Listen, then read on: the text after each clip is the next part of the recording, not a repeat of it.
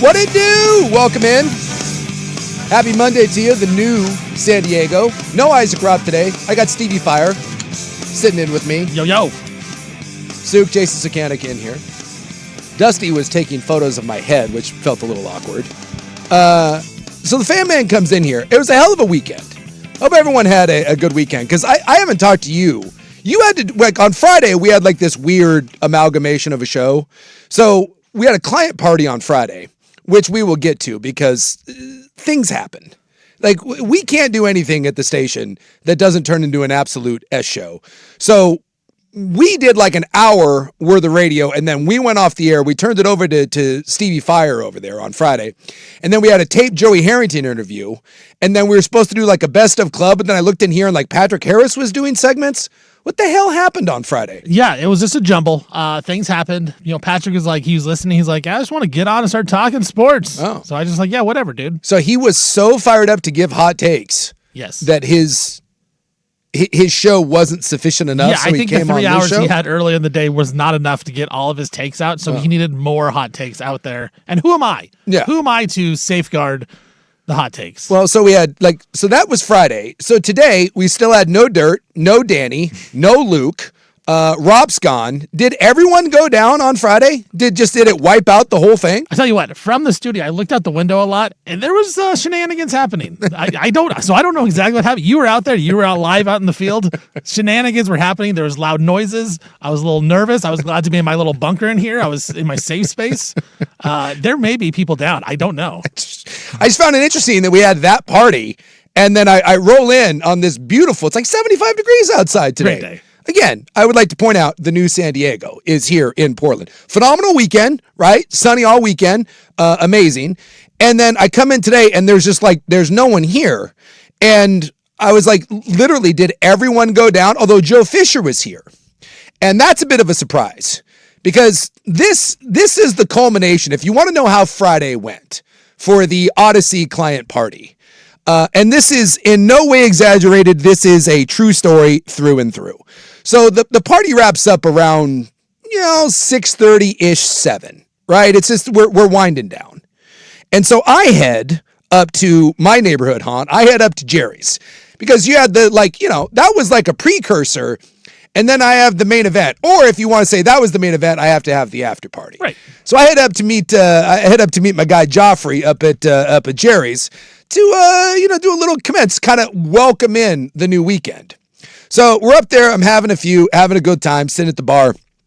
About 8:30, 9 o'clock, in rolls Joe Fischer. The great Joe Fischer, who just was sitting in for Luke Anderson. And Joe comes in with a client that we will not name. Joe comes in with a sales gal and one of the clients that was at the party. And they come rolling in, and let's just say that they came in with a certain presence. And my gal who's tending bar, she takes one look at the client and decides from a distance, no go, not happening. Joe gets one Wisconsin Old Fashioned, one. That was what he got.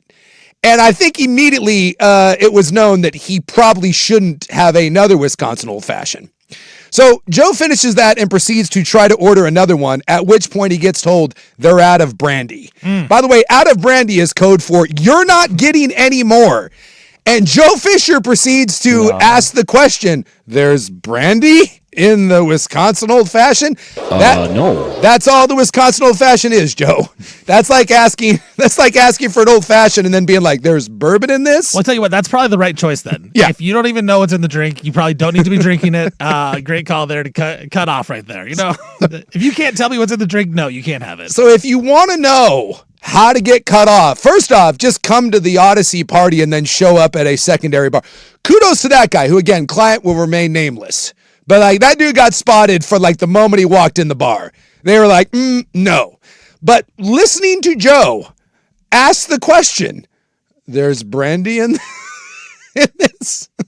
So if you want to know how to get cut off at a bar, it is simply to not know the contents of the drink that you just ordered. That's probably an excellent way to say that you're probably done at that point. I'll take a rum and Coke. What's in that thing? Oh, okay. Sir, we're out of rum. What? There's rum in this? Give me Coke and Pepsi. And then Joe, seemingly thinking at this point that it might be the bartender who is the one at fault. Well, right. It's not going to be your fault. It's not. We know this. Yeah, it's America. Yeah, it's America. Yeah, what are we doing? This isn't Russia. Although Russia, I think they just give them to you. Joe responds with, he turns to me and he goes, has she worked here a while? Is she new? And the other bartender looks right at him and goes, yeah, she's been here a while. And Joe goes, I think I should leave. I'm like, yeah, it's probably time. So it was kind of an impressive run. I think Joe made it about 7 minutes at the after party. So that's kind of what we were dealing with. Although to give credit, Joe showed up today. Of all the people that did come, I give Joe Fischer credit for showing up and doing a show. And that, my listeners, is the Odyssey party of the year. Yeah, we had a good time. We had a good time. Now, this is the first party I've only been a part of here at Odyssey. Yeah. Is that how most of them are? We party down like this? Yeah, we tend to throw down a little bit. You guys go hard. Yeah.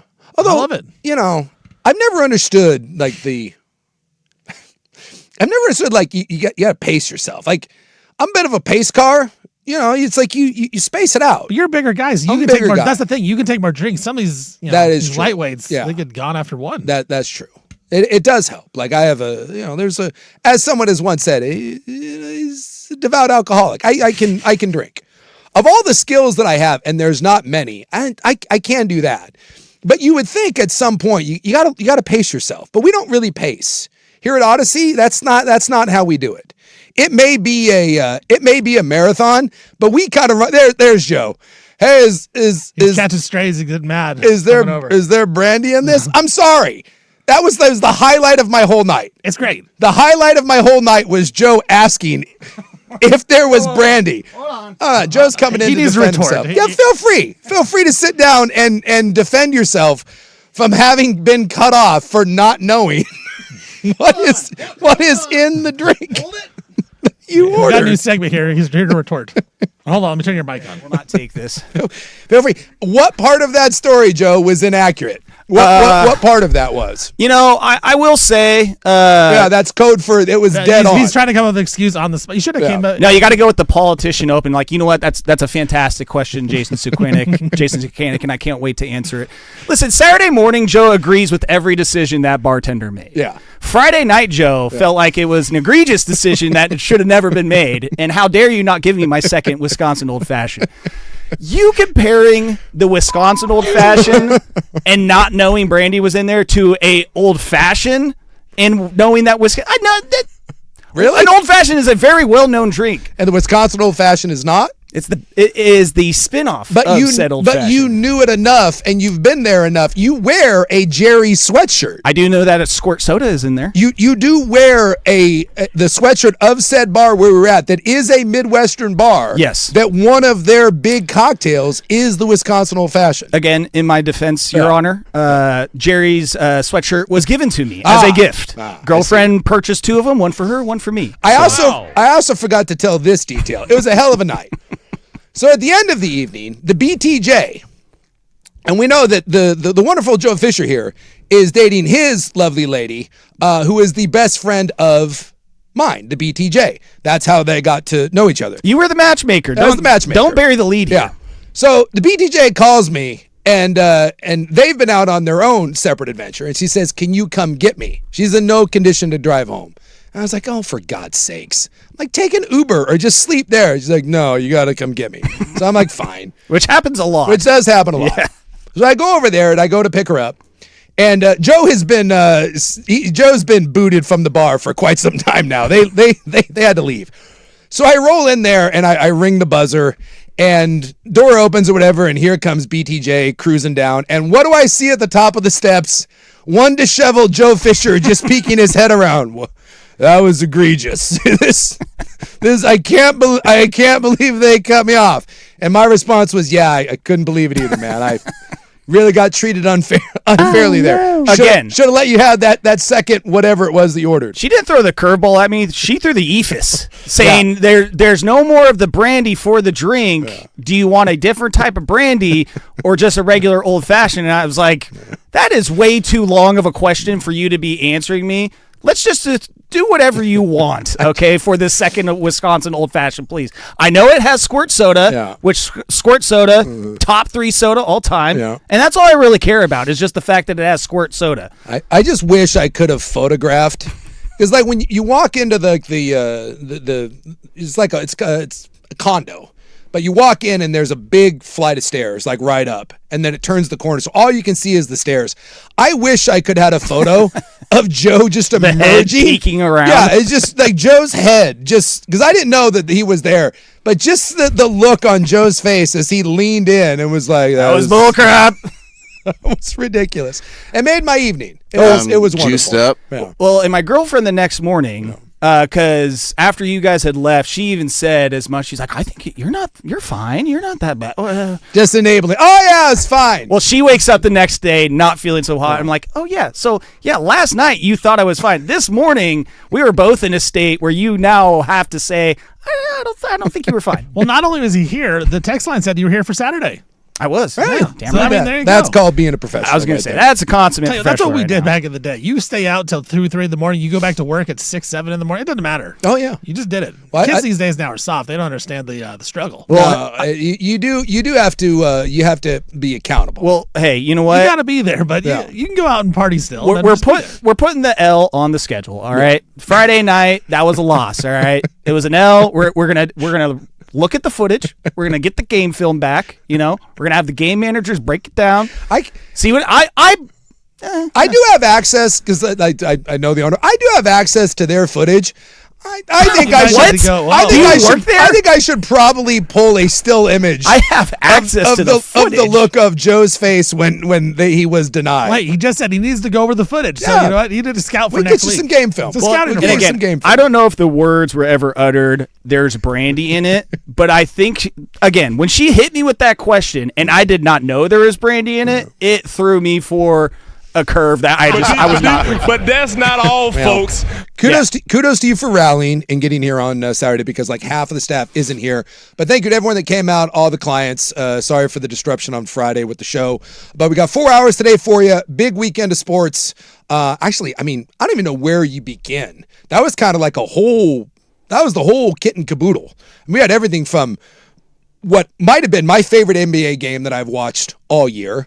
We had somehow Gino becoming more unlikable than Dan Hurley. Didn't think that was possible.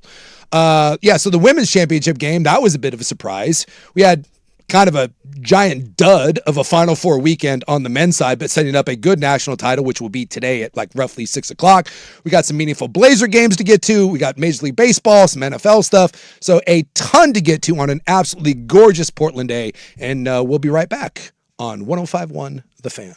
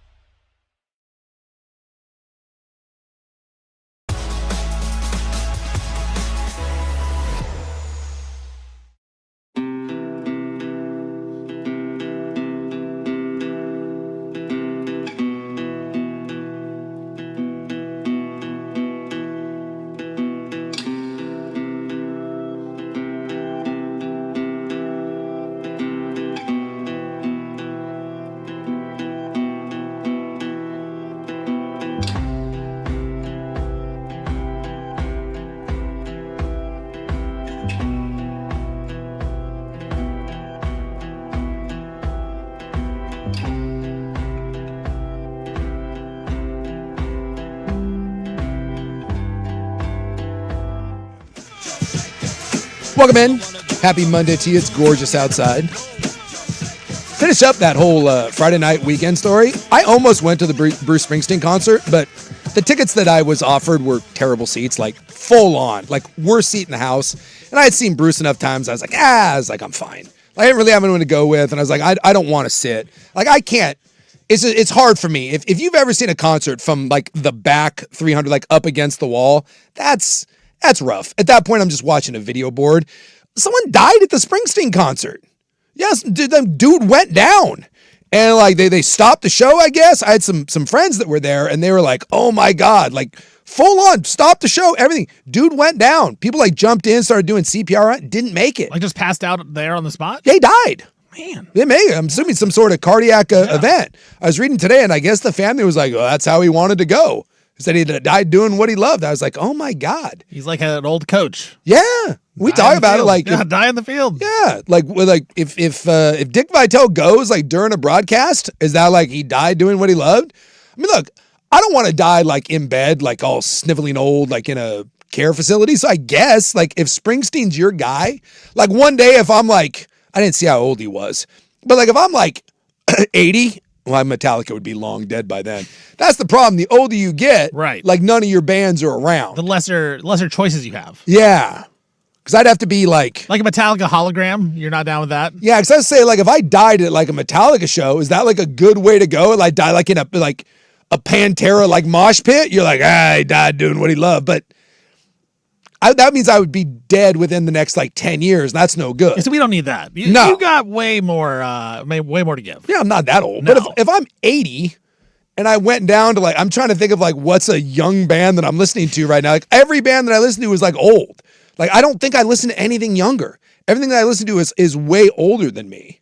But like, if I died at an old age, like at a show, I mean, I guess. Yeah, like if that's your thing, and that's your guy, that's your person, that's your band, right? I'm all for it. Like you go down like if Dirt died at a Duck game, like if Dirt died at the Rose Bowl, would they be like a Rose Bowl college football playoff game? Yeah, I think Dirt's fine with that. Would you like if you died Blazer playoff game, like kick this thing ahead many moon, and you die like NBA Finals, but you don't get to see him win the title, but you go down. Right. Would your family be like, yeah, Stevie at the parade, like some, Well, the parade would be good, right? Yeah, some guy stabs me or something, and like if you got the parade is that for a sports fan that'd be like the ultimate. That's the ultimate, right? That's the ultimate death. Yeah, you see your team celebrate. You saw the championship. You see your team celebrate, and then someone just murders you.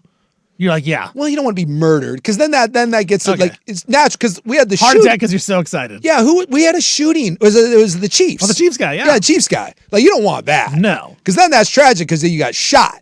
So it's got to be like this guy at the Springsteen show died natural causes, like peacefully. Yeah, like peacefully. I fall back in my chair and I just fall asleep. The heart attack. Yeah. So you're right. Like I was thinking like during the game, but you are so correct. The ultimate where you wouldn't feel bad is the parade.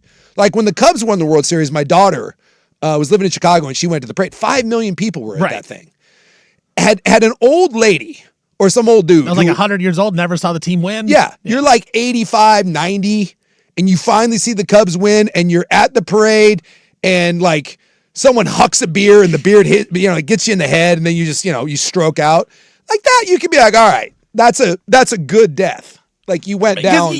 There's like at least 10% of Cub fans that just say, look, I just want to see him win a title before I die. Yeah. Like that would be a common phrase. Yeah. And so you finally got to see it. You're old. You've waited you've gone through all the years, the Billy Goats, all these things, and you finally see it. Yeah. You can lay you down to rest there. Yeah. So maybe that's the way to go. Like don't die during the game, die during the championship parade. Right, Broadway, down to your ticket tape parade. Because if you die during the game and they lose, or you die during the game and they win.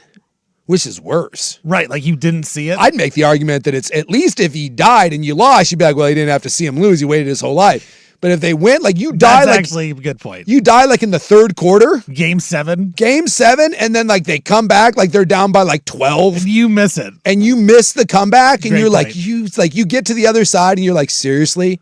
Like you're talking to Tom Cruise or Buddha or whoever and you're like, really? You couldn't give me like 20, well, it's an NBA game. So the final like 30 minutes would have, the final couple minutes would have taken 9 hours, but like you couldn't give me like 2 extra hours. Whoever's in charge up there's like, sorry, dude, like you want the NBA game takes forever. What do you want me to do?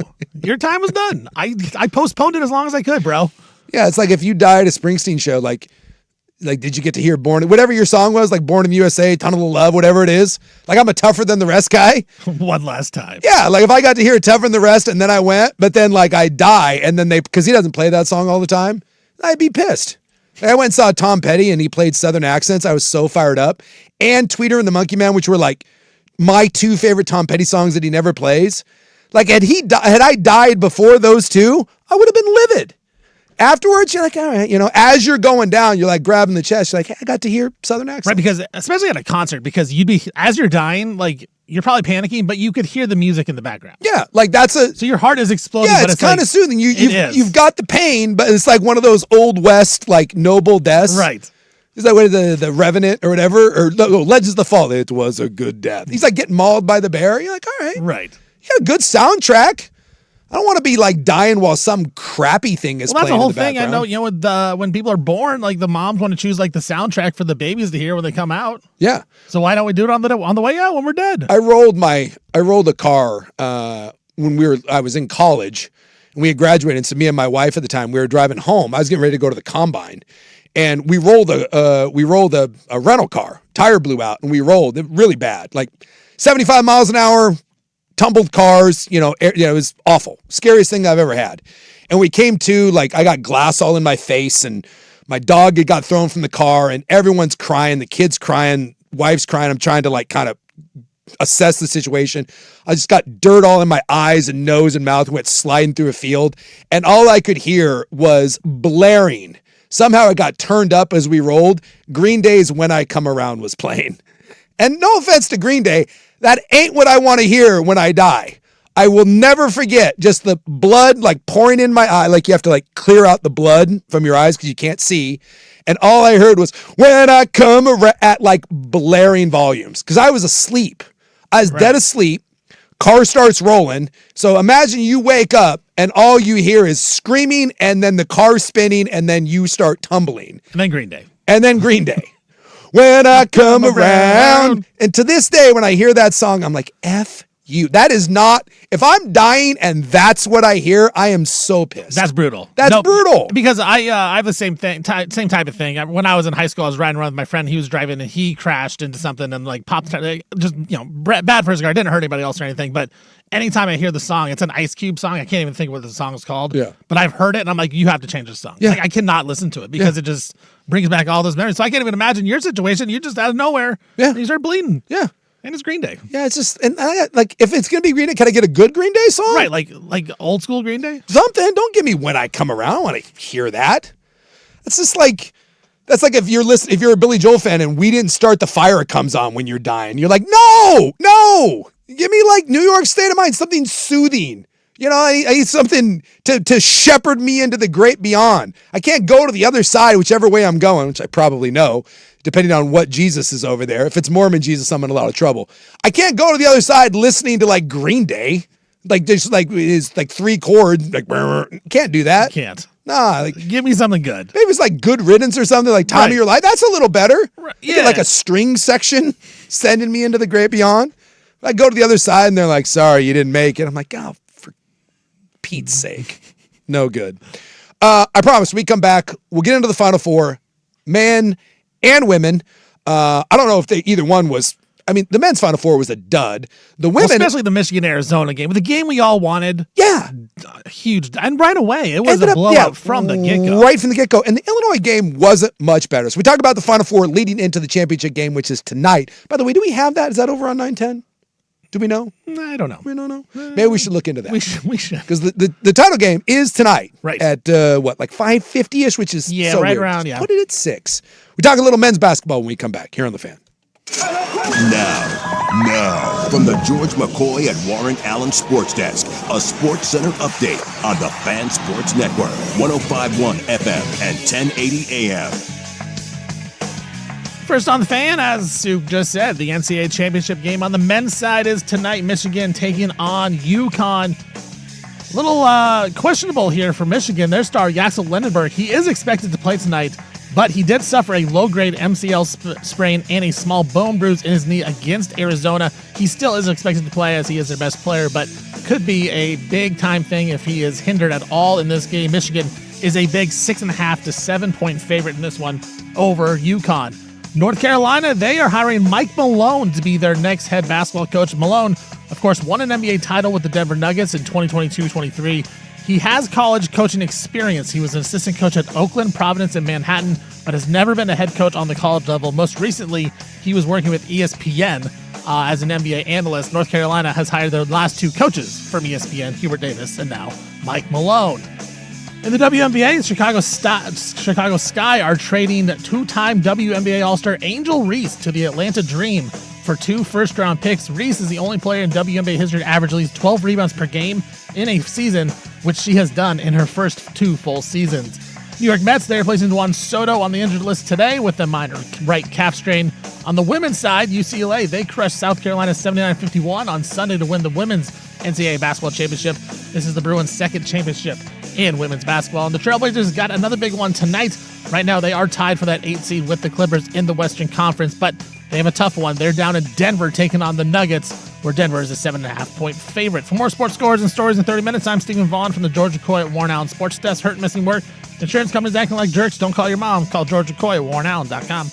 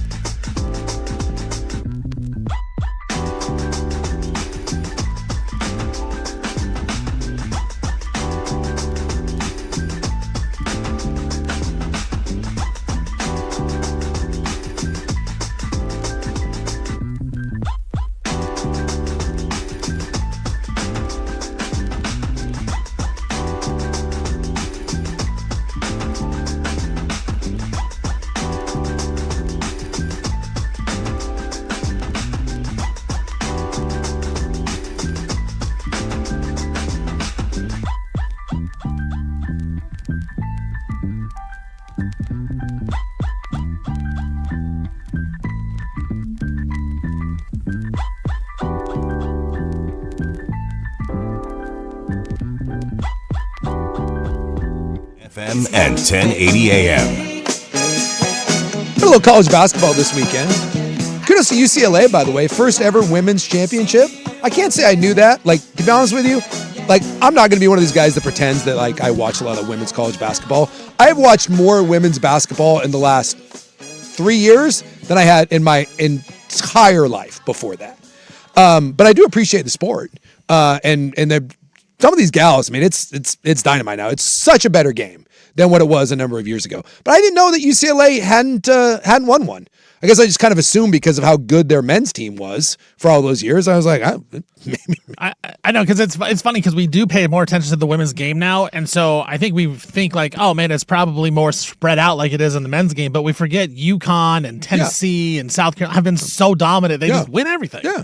Well, it's usually like it's one of like four teams. For a while, it was always Tennessee, and then it was always UConn, and then like Baylor, LSU, South Carolina. Right, Baylor had that run there too. And then outside of that, it's like whatever. But yeah, I mean, go UCLA. The weird part about the women is, like, we were like live betting UConn. UConn was like favored against like top 4 seeds by 30 points.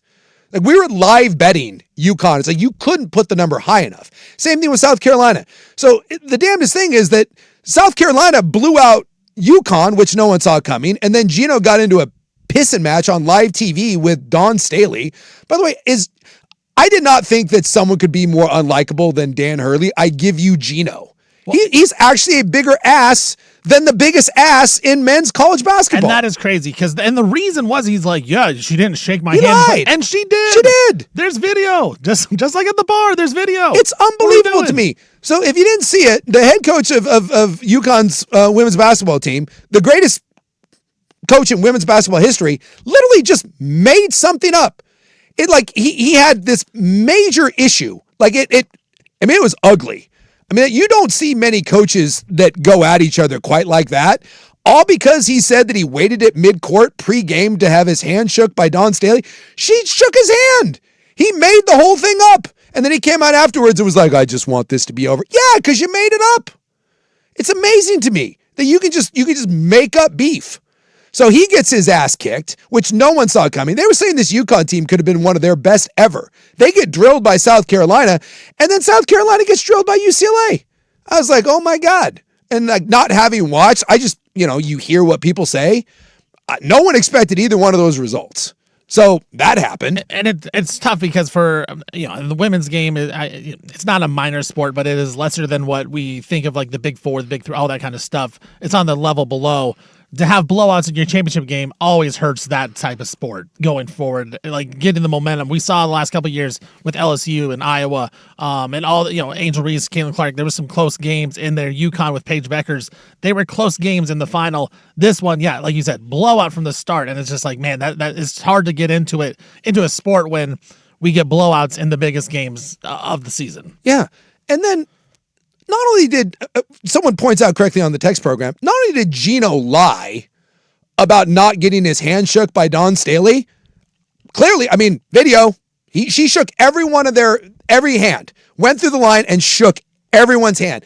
Then he tried to make it about the officials saying that one of his players had her jersey ripped and they still didn't call a foul. They showed the replay. His own player tore her jersey. Literally, as she was walking off the court, she grabs her jersey and rips it off. She went Hulk Hogan. I did not think that I could dislike someone more than I do Dan Hurley. Well, I didn't have to go very far. Same school, just had to change genders. Just had to go from men's basketball to women's basketball. So that happened. And then we get to the men's Final Four, and I was pretty excited about this. Illinois UConn was kind of being viewed as the little brother of this whole thing. And we said, Michigan, Arizona, that's the one. And the Illinois UConn game was kind of the little brother game. Wasn't that interesting. Tried watching. And there were a couple times that Illinois got it close. I think they got it within 5-ish. Yeah. Never felt competitive. No. It never felt, it was one of those games that even though Illinois cut it to single digits, it never felt that Illinois really was in that game. It felt from the get-go that UConn was just better than they were. And I'm sitting there watching that thing being like, well, this is why you don't want anything to do with UConn. Everyone was like, yeah, Illinois is the better team. I can hate Dan Hurley all I want. I want nothing to do with that guy come the tournament. Nothing. And so, UConn cuts down the net, and we're like, okay, whatever. Now let's get to the main event. Let's get to Michigan, Arizona, right? Like, this is the heavyweight fight. This is Ali Frazier. Well, it turned out to be Tyson Spinks. Dude, was it with 10-2 to start the game? Yeah. And it never got any closer. I mean, that was, and I've seen Arizona play a couple times this year. I watch more Big 12 basketball than I do Big 10 basketball. My God, that was personal. Dude, that was just, I did not think someone was capable of beating a team as good as Arizona the way Michigan beat them. They beat them like they stole something. Yeah. It was the JV versus the varsity. Yeah. And I'm with you. I wasn't expecting that. I thought Michigan would win the game because Michigan, they seem like they're playing more like they did at the start of the year when they beat Gonzaga by 50. They beat San Diego State by 40. They beat a couple really good teams early in the season by 30, 40 points. And we thought, man, this team is awesome. Yeah. And then towards the end of the Big Ten, they had some struggles. Even in the Big Ten tournament, they kind of squeaked by a couple games and then ended up losing to Purdue. But then the NCAA tournament, they flipped it again. And they looked like that team that was blowing everybody out. But I'm with you. You watching Arizona, they just seem like a team that wouldn't get blown out. They're too talented. They got freshmen that are good. They got Jaden Bradley who's good. They got some big guys that can battle up front against that Michigan front court. And it just was a disaster from the get-go. Do you think it was more of a Michigan thing or an Arizona just having an off game, or was it a Michigan just playing their best? I don't know. I mean, I guess you just have to give the credit to Michigan. Right. Like, yeah. I kind of think I do. But as I watched that, Arizona just looked terrible. Like that's a 2-point team. We talked about styles make fights, and Arizona kind of lives in the mid-range and at the rim, and that didn't work. And they certainly couldn't hit the broad side of the bar. I think they shot 32% from behind the arc, turned the ball over. This is one of those where you can't convince me that Michigan is that much better than Arizona. Like that game, if they played in a best of 7, like Michigan wins that, but you can't tell me that they're 30 points better than Arizona. I mean, this is why you asked me, is it more Michigan, is it more Arizona? I don't know which one was Michigan more impressive or was Arizona more unimpressive. I want to almost say that it was Arizona being unimpressive. They just looked like warmed over garbage, but I think you have to make Arizona look like that, I think you have to give the credit to Michigan. And they did it with their best player only playing like 14 minutes because he got hurt. Yeah. I know he came back out, but it was that was JV versus varsity, and that's the one that I did not see coming. Yeah, I give a lot of credit to Dusty May in this one, and maybe I don't know if the North Carolina Tommy Lloyd stuff had anything to do with it, a distraction, anything like that. But you knew Arizona wasn't going to shoot the ball on the outside. No. And so Michigan did a great job of defending the paint and trying to make everything difficult on the inside. Michigan has Mara, who's 7'2" out there. Lendenberg, when he plays, he's 6'9" athletic. Like, they got some big dudes out there, and they made it tough for Arizona to get any good looks. And so you go look at the stats. Arizona 6 of 17 from 3. Like, that's kind of what you expect out of them. But this is a game where Arizona had to shoot and make threes, and they just weren't going to do it. Then Michigan on the other side, they hit 12. That's the 18-point difference. They win by 18 points. I give a lot of credit to Dusty May. I do wonder if the Tommy Lloyd stuff had anything to do with it. Not that they're not prepared, but it was a little bit of a distraction going into the Final Four. He was asked numerous days, hey, what about the North Carolina they job? did get it signed. I mean, then they got it done. So I don't know. I think that this one was Dusty May just outcoached Tommy Lloyd big time. And so I do give a lot of the credit to Michigan in this one over Arizona. And I think this is dangerous, but I think Dusty May and Michigan may roll UConn tonight. Yeah, and maybe maybe Michigan is just that good. We've seen that with UConn. They lost 3 games all year. Lost 2 in the regular season. One of those was at the time, I think by 4 or 5 to the best team in the country in Duke. Mm-hmm. And then they lost in the Big Ten tournament. They lost to Purdue. Yeah. So maybe, I don't know, maybe Michigan really is just this good. And UConn, when they won their 2 titles, they won every game by 10+ points. So we have seen recently teams dominate in the NCAA tournament. This may just be another one where Michigan is dominant. I think Michigan is averaging, is their margin of victory, it's like 20, I want to say it's like 22. Yeah, something And I think the closest game has been 13 points. They're just laying waste to everybody. And doesn't sound like Dusty May is going anywhere. Tommy Lloyd's not going anywhere. The North Carolina job got filled. We'll talk about that, sounds like North Carolina was going after Tommy Lloyd. Yeah. And when Tommy Lloyd decided to stick in Arizona and get a big fat raise, North Carolina panicked a little bit, and Mike Malone come on down, which just seems absolutely bizarre to me, but okay. And with Billy Donovan saying he's not doing anything until after the NBA season, you can't have that because the portal starts tonight. Yeah. You cannot have no coach going to the portal. It sounds like from the reporting that North Carolina, when Tommy Lloyd said no, they pivoted. Billy Donovan was always on the back burner, but Donovan was like, I want to wait till the season's over. And once Tommy Lloyd said no, it sounds like North Carolina got got scared, got cold feet and was like, and then Mike Malone?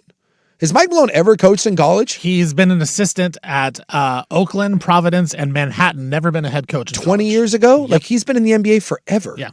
So he's a giant red ass. He'll fit in perfectly. I don't know. Well, that's just, I thought that was weird when I had the Mike Malone. But you're right. Like, Tommy Lloyd, that shouldn't have been a distraction. It was taken care of beforehand. I just give Michigan credit. Maybe Michigan's just that good. Because like you said, we haven't seen Arizona play that bad all season. No. So I don't know if it was a reason, if it was Michigan or what, but we have not seen Arizona play that horrible all season long. So maybe it's just Michigan is that good. Maybe it was the coaching stuff, but I have to believe if these teams play 10 times, Michigan's going to win. They're going to win 7. But it's not that. But it's not that. Yeah, Michigan maybe 7-3, 6-4. It was a weird game on sometimes Saturday. Arizona just, it does happen. Arizona has the history of not showing up in the tournament, but they made a Final Four. Point. It's just, sometimes it's just not your night.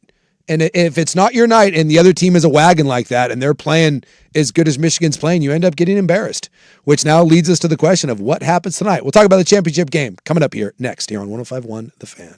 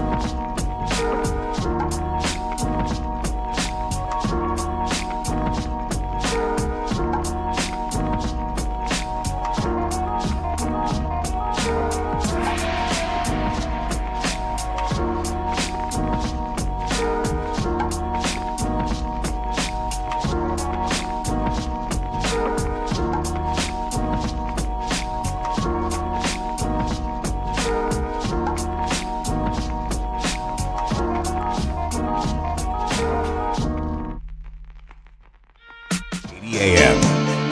Talking a little college hoops today. No Rappies down in Palm Springs. Should be back tomorrow. Hopefully we get a good championship game because both Final Four games were duds. And everyone kind of had this belief that this was Michigan and Arizona and everyone else. And I mean, the spread's like up to somewhere between 6.5 and 7.5, depending on where you look. Yep. And I get it. Like when you look the way Michigan has looked this whole tournament, and UConn, on the other hand, UConn has been fortunate. UConn's been against the ropes multiple times in this tournament, right? Where they've had to make monster comebacks and have found a way to pull this thing out. Dismiss UConn at your own peril. I get why Michigan is the overwhelming favorite because they just look the part.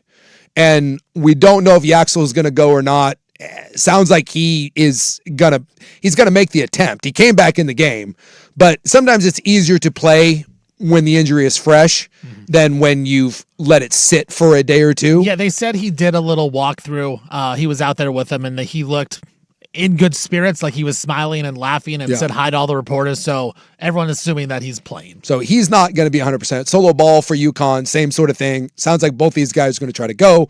Neither one of them's 100%. So look, at this point in the year, people are beat up. All I'm saying is, going into this Final Four, I said I want nothing to do with UConn. If I'm Arizona and I'm Michigan, give me Illinois. Because so many people said that Illinois was the better team, and you'd rather play UConn. Illinois is the tougher matchup. I don't want anything to do with UConn. I just don't. I mean, at this point, if Dusty May ends up winning this for Michigan, it's a phenomenal story, right? Dusty May, Florida Atlantic, or is it, Florida Atlantic, right? Where he came from? Yep. And he's doing this. I know his entire roster is transfer portal guys, which I know some people are kind of peeing on. His best players that he's building this around are a guy that Mick Cronin buried on the bench at UCLA that couldn't get minutes. A guy who was an absolutely bust at North Carolina they didn't want. A guy who was a bench player at Illinois, and a guy who came from UAB. Like that is... He was a junior college guy he was literally texting coaches like, hey, can I come to these camps to show off how good I am? So, that's a phenomenal story. Like Dusty May, basically, if you don't know the story of Dusty May, he was a low-level intern at Indiana. He basically he annoyed his way onto the staff at Indiana because he cut grass real well. I guess the story goes that when you're applying for these intern coaching positions, basically where you're just a grunt, hundreds of people apply for these jobs for Indiana just to try to get your foot in the door.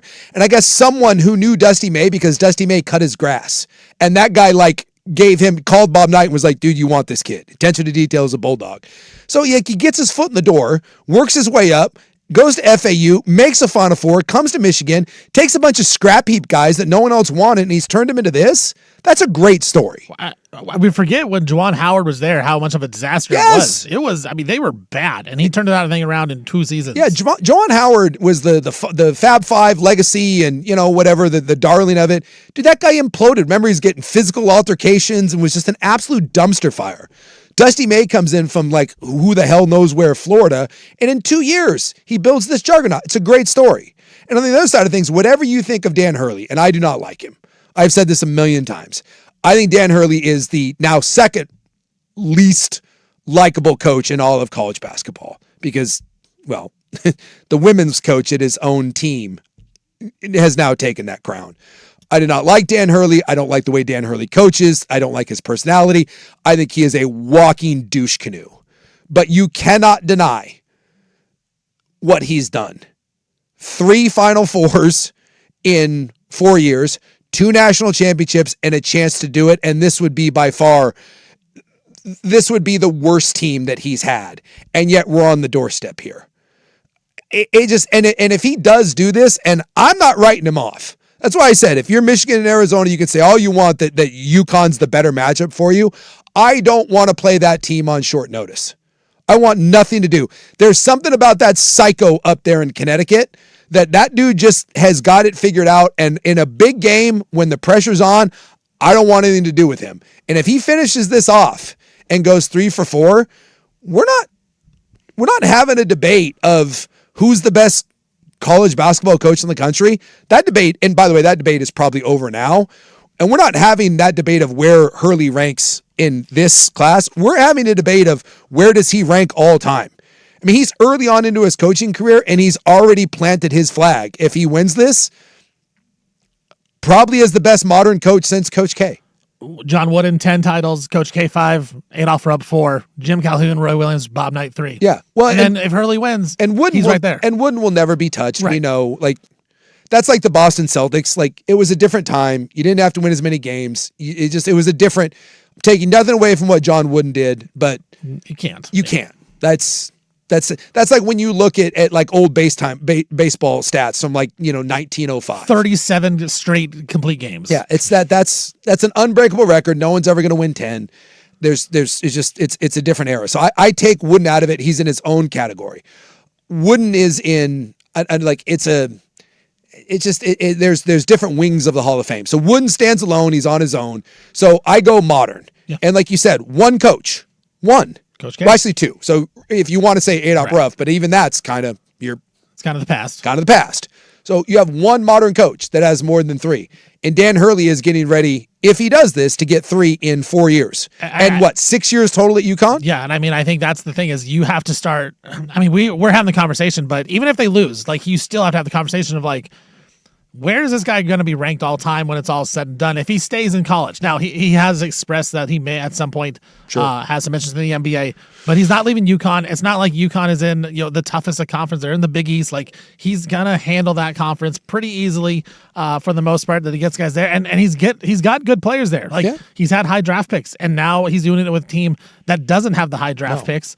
He has maybe a lottery pick this year in Mullins, the freshman. He might be a lottery pick, but I mean, this guy is awesome at what he does, and he's kind of figured out the college game where, look, I can keep guys, like he's kept Alex Caravan the whole time. He's a really good player. He's kept guys at UConn, and then he adds in transfers here and there to kind of fit the puzzle, and he kind of has a perfect system going on. So if he wins, like, we're going to have a serious conversation of, like, where's this guy going to go down legacy-wise in the coaching circles? So it's weird because as much as I dislike UConn, and I don't have anything against UConn necessarily, I just don't like Hurley.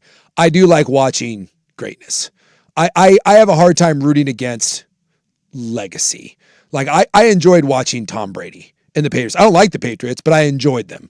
Mahomes, I can't stand Kansas City, but I enjoy watching Mahomes do things that we haven't seen before. It's Coach K for me. Yeah. I can't stand Duke. I can respect what Coach K built there and how they kept winning every single time. Yeah, and that's me with UConn. It's a conflicted kind of feeling I have because I don't have any ties to Michigan. Michigan wins, whatever. Michigan wins, it's a cool story. Go Michigan. Like, football, basketball, within a couple years of each other. It doesn't happen very often. It's a cool story, and that's fine. But if UConn wins, it's different. Now you're in historic territory. And for me, no dog in the fight. Look, BYU's not winning a national title anytime soon.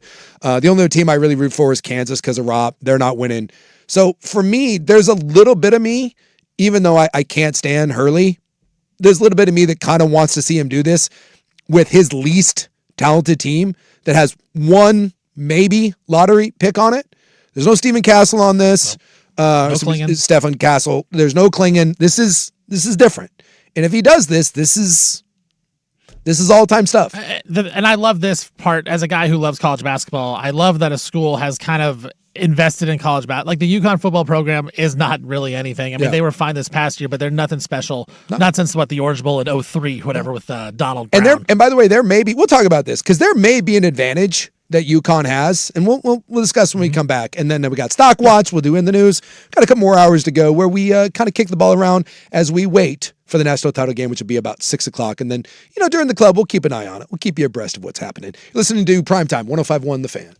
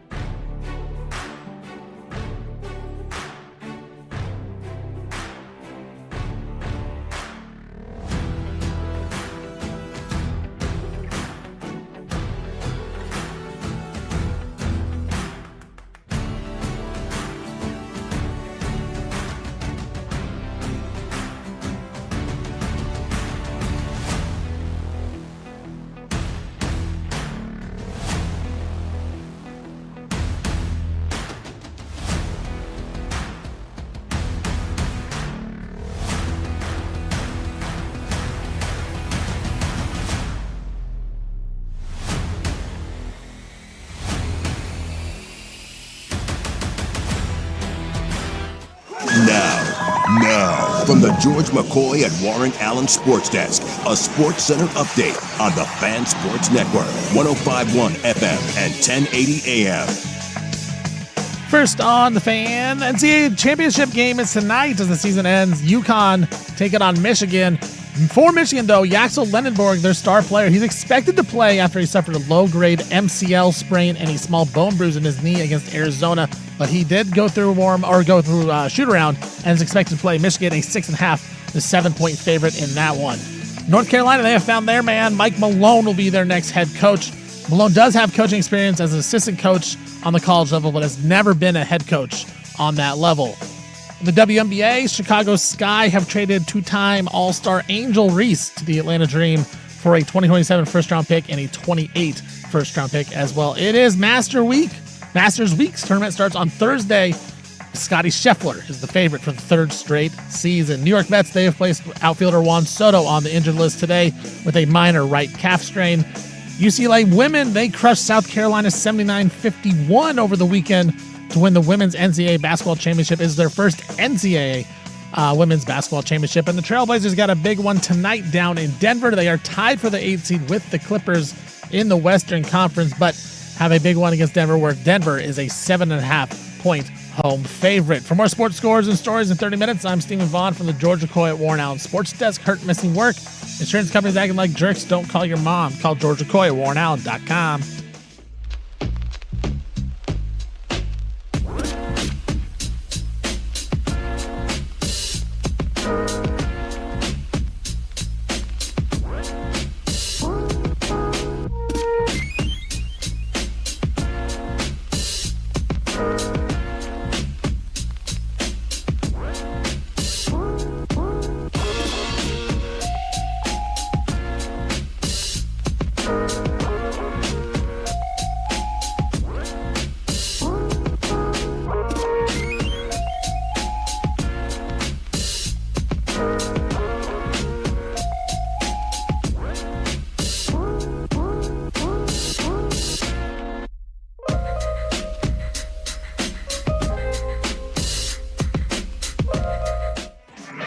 Welcome in. 1 down, 3 to go. Stockwatch coming up in about 15 minutes or so. No Rob today. He's down in Palm Springs for a wedding. He'll be back tomorrow. Knock on wood. You never know when Rob travels. Bugs are going around. You get that travel bug. And we know Rob, down at a wedding, doing some drinking, doing a little chicken dancing. I don't know what Vegas' odds of having him back tomorrow. I do think coming back is the favorite, but it's not an overwhelming favorite. He seemed confident that he'd be back. Yeah, he seemed confident. Where other times it's like, I don't know. By the way, did anyone else pick up on the fact that we're running a gambling ad where the guy's picking Arizona to beat Michigan? I would not take that advice if I were you. That's just me, though. Someone probably should update that ad and pretend that it never happened. He said, what was it? Michigan was favored by 1.5 or whatever, and he's like, I love Arizona. I love Arizona in this. Yeah. Hindsight being going over there, sir. Hindsight being 2020. That's might be the. I tell you, I've made some bad bets in my life, though. But that's a bad one, though. Well, I mean, we all make bad bets, but it's rough when you're on a side that you really like, and then that side loses by 30. The one I will always remember was it was Minnesota and Bowling Green in college football. And yeah, I'm betting on college football, Minnesota Bowling Green. It makes me so happy. Minnesota was like 35.5-point favorite because Bowling Green was horrible. Bowling Green won outright. I'll never forget. Hashtag never forget. You felt really good. I felt really good about it. Bowling Green was like 1-8 on the season. Like then they're just terrible. They couldn't even move the bat football. They won outright. I'm usually not uber confident. Like if I'm trying to think of the last time I was like, dude, just like bet the house, like load up and go after something, and then you're like, oh my god. I haven't done that for a while. I have no faith in normally when I'm putting out a bet, I get talked. You know how easy it is. All it takes is to get me excited. I'm like, hey, the whippet's on. Oh yeah. Yeah, dude, that's like I'm like all you gotta do is point what's on the screen, and you're like, oh, can I bet? Yeah, all right, I'll do it. I'm like a dog. It just sees a car. I'll chase it. If you can give me like a compelling example of like why I should bet something, and it's not something that I'm watching, because that's the other key. If I'm watching something, like I don't bet on my teams a lot. Like I watch almost all Mets games and all Red Wing games are on TV the nice part about having East Coast teams that I like is they're on during the show. So I throw them up and I watch them. I I don't tend to bet something if I'm going to watch it because I don't need to bet it. I'm already watching it. But you give me something that I don't give a damn about and you give me a compelling reason to take a flyer on it, like throw $10 down. Now I get excited. Now you can talk me into betting anything. You're like, oh, what? Yeah, let's go. Especially if I've had a few, like if I'm sitting at a bar and we got a game on, you can bet, you can be like, hey, you want, I'm like, yeah, let's go. That's when I'm the easiest to persuade. Those have been some of my favorite times. If I've been, been at a sports book on a Saturday when it's college football or college basketball season, especially like college basketball has just random games that are just playing throughout the day, and you can be like, what's that Portland State versus Liberty line? Yeah, all right. Dude, I got a group of guys that, so one of my dearest friends in the world belongs to a country club, and so like you see the same. Like, the same group of people that are there that like hate their home life and they just hang out at the place because they don't want to go home to their wives. And they'll go up to like A and like on Sundays and they all sit around and they'll just like, you just get a big table and they're all just degenerates and they'll gamble on anything. And every one of these jackwagons is convinced that the NFL is rigged. Hand to God, I was there like maybe 3 months ago, and they were trying to like go down this big rabbit hole about how everything is rigged. Nothing is real because there's no possible way that Vegas could get all of this right. And it all stems from the fact that they lose. Like they lose more than they win.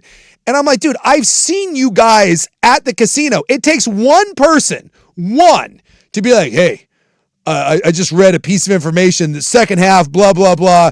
I really think the Rams +6 in the second half is the way to go. And every one of these lemmings will get up, walk over to the book in real time and bet on the Rams simply because one piece of information they came across. By the way, that piece of information is being fed to them by someone who's employed by DraftKings. Yeah, I was like by BetMGM or something. To get you to bet. And then somehow you can't believe that when you guys don't win. And then they're all convinced that the NFL is rigged, that it's all a big, like a casino conspiracy. Or you guys aren't great gamblers and you drink and you let other people talk you into dumb bets. My TikTok sometimes, the algorithm gets messed up sometimes from time to time, and it will go down conspiracy theories all the time for me. I saw a whole thing about the Illinois-UConn game and how there was magnets in the basketball, and that's why Illinois couldn't, because there was a couple shots where they like rolled around, the toilet ringer shots, and they rolled in and rolled out, and there's magnets in the ball. They wanted UConn and Dan Hurley in the championship game. They don't want Illinois there. That's why Illinois shot so bad in the game, and after the game, all the players were like, yeah, we make all these shots. I don't know why they missed. Must be magnets. Yeah. All because you can't win.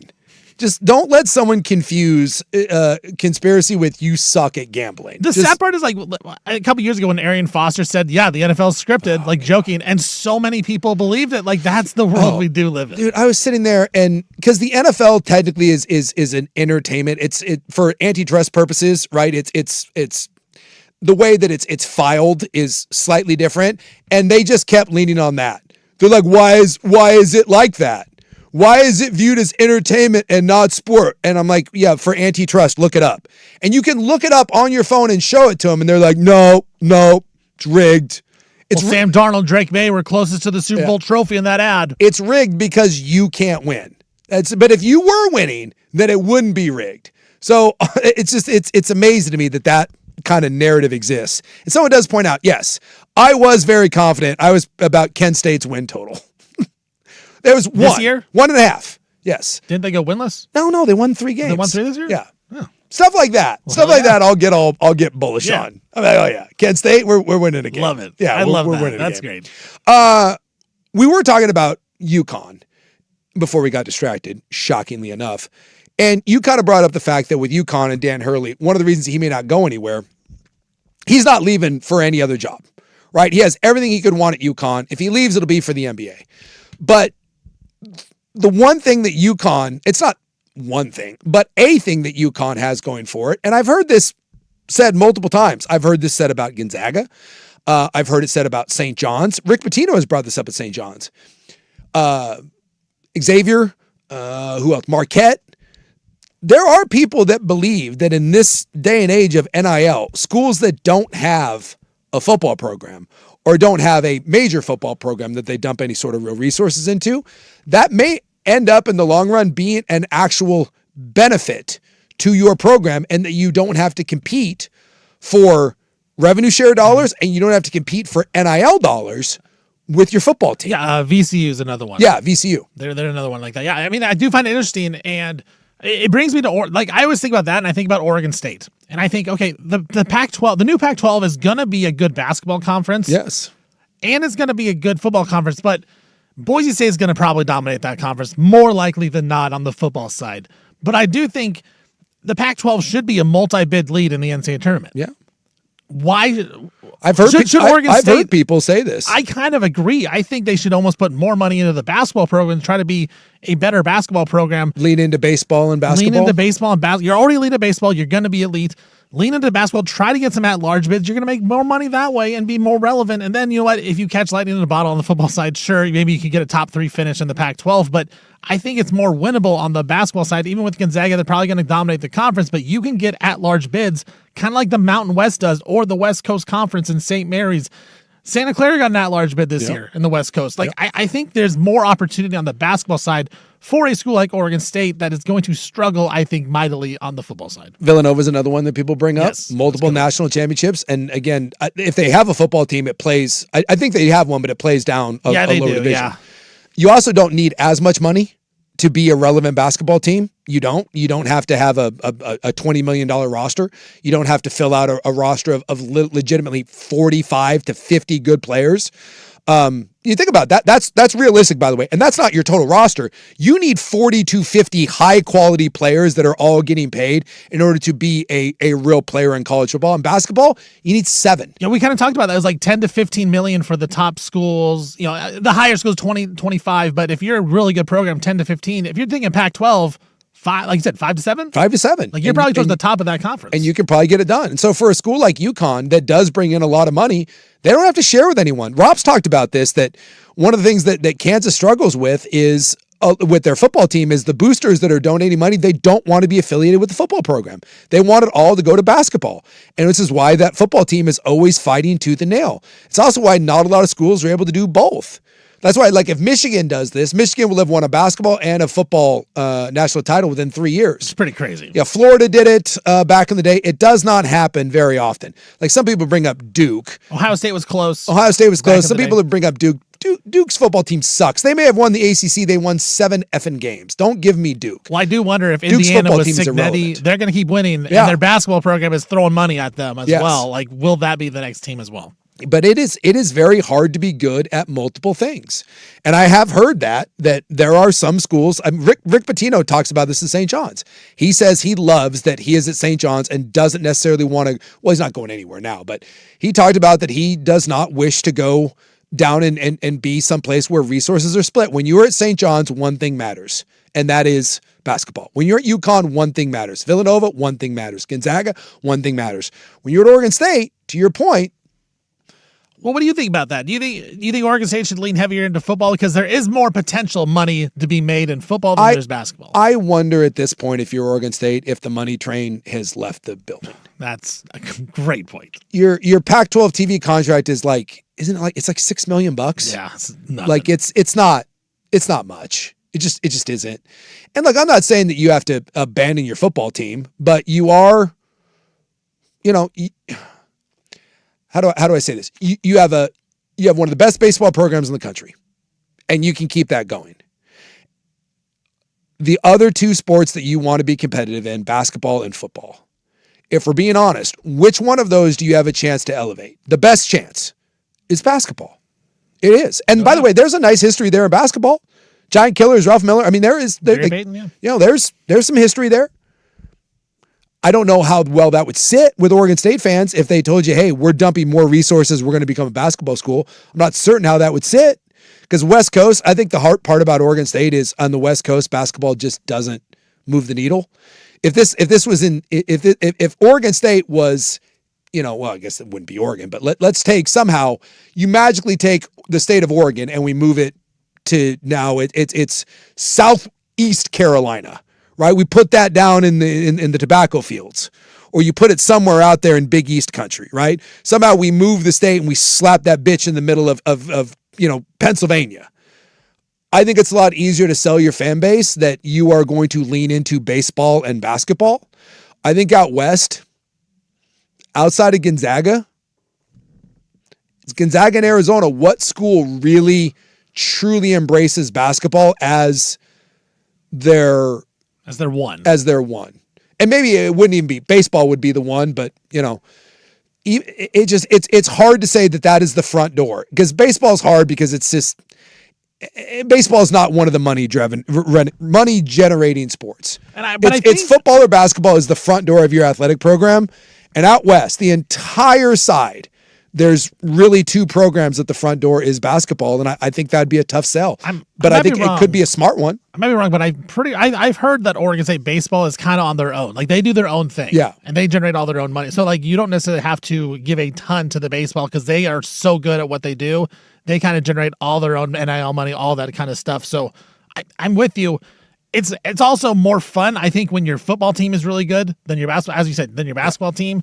So the fans always have that thought of, man, we can make a college football playoff, and it's just more fun that way.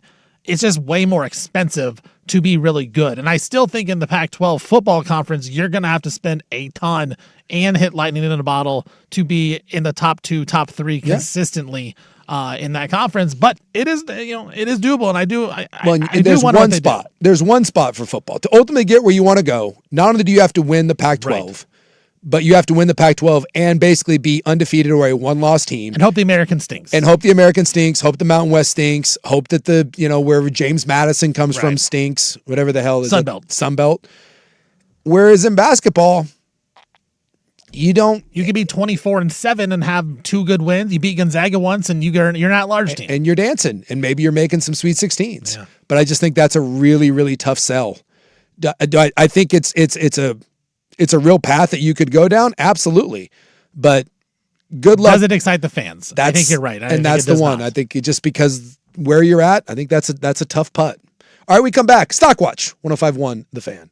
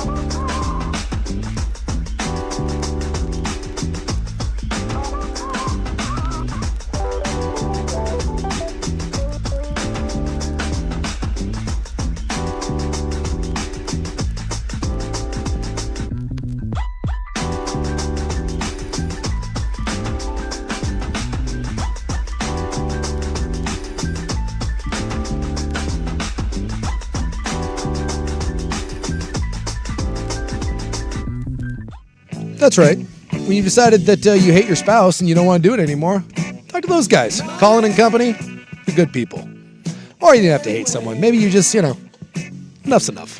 The views have changed. Look, marriage is hard at best. What, 50%? Like 50-50? Hard at best. I tell you what, they need to put that in your prenuptials, or not prenuptial, but what are those called? When the guy's like, hey, the vows? Yeah, the vows. Oh boy. Yeah, marriage is hard, guys. Marriage is hard under the best of circumstances. Let's try to do this. This is why I always say, like, everyone's like, oh, sorry. Like, if your buddy's getting divorced, now I've stepped in this a time or two, because if I hear someone's getting divorced, I say congratulations. And then everyone's like, oh, no good marriage has ever ended in divorce. It's never happened.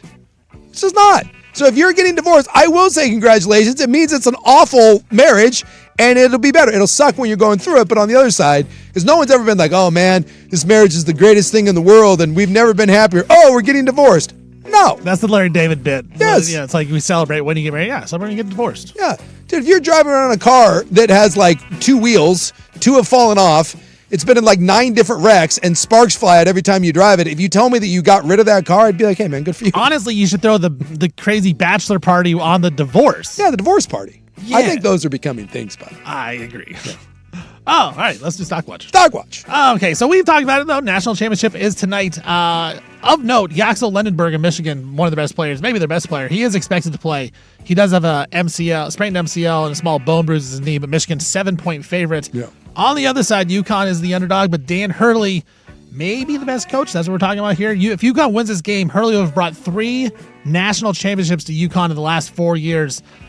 Suk, buy or sell, if UConn loses this game, buy or win or lose this game, Dan Hurley should still be considered the best coach of college basketball. Yes, that's why I said to me, this is not about who the best coach in college basketball is. It's Dan Hurley. I don't know what, outside of longevity, like he's only been at UConn. I think he's been at UConn, let's see. Because he was at Rhode Island when they faced Oregon. Rhode Island, 1, 2, 3, 4, 5, 6, 7. It's a little longer than I thought. It's been there 8 years. I do remember those first couple years. He did say, get us now, right, because we're coming. And at the time, I was like, you douche. Does that matter? Do you need a good personality to be considered the best? Because even Coach K, he is a douche, but like the media loves him. Like inside, like y'all act like he doesn't cuss, he doesn't do all this bad. Like he does. He's a jerk. I think it's hard to be a likable coach. I think that edge, because if he's your guy, look, Dan Lanning, I really like Dan Lanning. If you're not an Oregon fan, I get why you don't like Dan Lanning. Most coaches that are really successful have an edge to them. I'm cooking on your grill. Yeah. Dude, he says a lot of stuff in his little, us versus, them, that team out west. They're fighting for clicks, we're fighting for wins. Yeah, like he has a lot of those lines that if you're not an Oregon fan, I can see where you'd look at him and be like, okay. And I get why people celebrate when they get drilled, right? But I think Hurley has that. I think most coaches have it. Izzo has this. Certainly Coach K had it. Jim Calhoun had it. That was a giant-ass Boeheim. Maybe Self is maybe a little more... Shut up. I don't know. Is he a little more... Signetti? He certainly has some of it. Dude, that guy is a giant red ass. I think the more that Indiana's successful, I think the more people are going to realize, oh, this Signetti guy is kind of an a-hole. So this to me is not about where Dan Hurley ranks. He's the best coach in college basketball. There is not... If you had to start your program from scratch, and I know age certainly comes into this because Izzo is long in the tooth and Self's long in the tooth. There is not... It would take no time at all. There's not a program in the country that would take anyone but Dan Hurley. So what Dan Hurley is doing now with this is putting his stake in the ground as not the best coach in college basketball, the best coach in modern history since Coach K. Because you look at national titles, the only people that have more than 3 national titles, Adolph Rupp, John Wooden, Coach K. Yes. 2 of those guys are 1,000 years old. Coach K, who is the undisputed king, and Dan Hurley will have planted his flag 3 and 4, and he would have as many titles as anyone else that had been at those schools for 30 years. I think that's the part we're not realizing is 3 and 4 years. Yeah. Like in an era where we think, oh, everybody could win, this NIL, transfer. No, like this dude is winning. And to your point, the only guys with 3, Jim Calhoun, Roy Williams, Bob Knight. They were there for, that's it. They were there that's your list. Forever. And Dan Hurley's been there for 8 years and maybe winning 3. And by the way, this isn't even that great a team. if he does it. And he will have beat an absolute juggernaut in Michigan that is kicking the hell out of everybody. If they win tonight, he gets so much, because they're 7-point dogs. Like, they should get crushed. Yes. If they find a way to win this tonight, just build the damn Trump statue of him, that gold thing with the arm. Just do whatever he wants. Just build it there and just... Give him whatever he wants. Whatever give him as much he wants. Money he wants. It doesn't matter. He can be, at that point, he can be the world's biggest ass. He can just start headbutting officials. He can, whoever, it doesn't matter. He's going to be like, yeah, this is how good I am. That's where Dan Hurley's at. He is getting ready, if he does this, to lap the field. Well, you talked about Kent State and their 1.5 win total. It did motivate me to look up some college football stuff. So I'm going to go to college football here. Yeah. Some buy or sell. So Heisman Trophy. Very interesting going back and looking back at the past history. The past 2 years, we've seen long shots win the Heisman, and Fernando Mendoza, Travis Hunter. They were 60-1 was Mendoza. Hunter was 50-1. Yeah. Before that, it was Jaden Daniels. He was second at preseason. He was 11-1. Caleb Williams, the year before, he was 7-1, was second. 2021 was a really funny year. The favorite for that year in the Heisman, Souk, Spencer Rattler. Number 2 favorite. Remember he had his own logo? Yes. Yeah. Number 2 favorite, even better. DJ Uiagalelei at Clemson was the second favorite. And then Bryce Young won the award. He was third. I also want to finish out the top 7 of the preseason favorites this year because it's really funny. JT Daniels, he was the 4th favorite. CJ Stroud, good. Sam Howell, North Carolina. Yeah. And then De'Aaron King. Do you remember him? Yeah, I do remember Quarterback him. At Miami. Yeah. So there you go. So last 5 years, he was that transfer from Houston that was supposed to be the second coming. Yeah. 7th favorite in the Heisman. That 2021 year is hilarious to me. So that goes to show we don't know Jack S. We don't, and betting is hard. Yeah. So the last 5 years, we've had 2 long shots of over 50-1, 60-1, Sure. and 3 of the top 5 favorites. So buy or sell this year. The Heisman Trophy winner will be a player with 12-1 odds or better, so higher than that. So right now that means Arch Manning, CJ Carr, Trinidad Chambliss, or Julian Sayin. One of those 4 will win the Heisman Trophy. Because they're all 12-1 or less, I should say. Yeah, give me those names again. Arch Manning is the favorite. Yeah. CJ Carr, Trinidad Chambliss, Julian Sayin. They are all 12-1 or less. Everyone else is higher. So Dante Moore's higher, Jeremiah Smith higher, Marcel Reed higher. I'll always take the field. I just will. So the top 4 favorites are just someone. I'll take. Yeah, I'll take the long odds. Do you think there's more to it now with the transfer portal and all this kind of stuff in it? Well, there may be. Like CJ Carr's not. I mean, he's obviously been there. The only thing that would give me pause is those favorites are all. Well, they're not all proven. This is why I'm skeptical. We do this a lot with returning players. CJ Carr he was fine last year. Arch Manning was fine. He wasn't great. Julian Sayin was okay. Jeremiah Smith was great. But what we do this, and we do this with like the Damon Williams of the world, we do this with all of these guys. We have the idea that if you're good and you play for a good team, next year you have to be great. And we fall victim to that all the time. Because this idea that each year you get better, and it just, the last handful of years, it just hasn't been the case. And maybe if we go all the way back, maybe it won't. It's one thing if you're truly special. Like Vince Young, that year that they beat Michigan in the Rose Bowl, you should have known that next year Vince Young was coming to wreck people. Right. But I would make the argument that outside of Jeremiah Smith, who was that good and has been that good since day one. He's probably the best player in college football. He is. Julian Sayin, Arch Manning, and CJ Carr, not one of those guys was great last year. They were all the definition of fine. Sayin cost Ohio State a national title. Arch Manning for the first 8 weeks was absolute ass, and had there been a real backup, he would have been benched. He got better at the end of the year. And CJ Carr was basically he was Trent Dilfer, hand the ball off and don't do anything dumb. And so this idea that any one of those 3 guys is now all of a sudden going to become a star, we assume that, and I think often we assume very, very wrong. So I'd rather take the risk.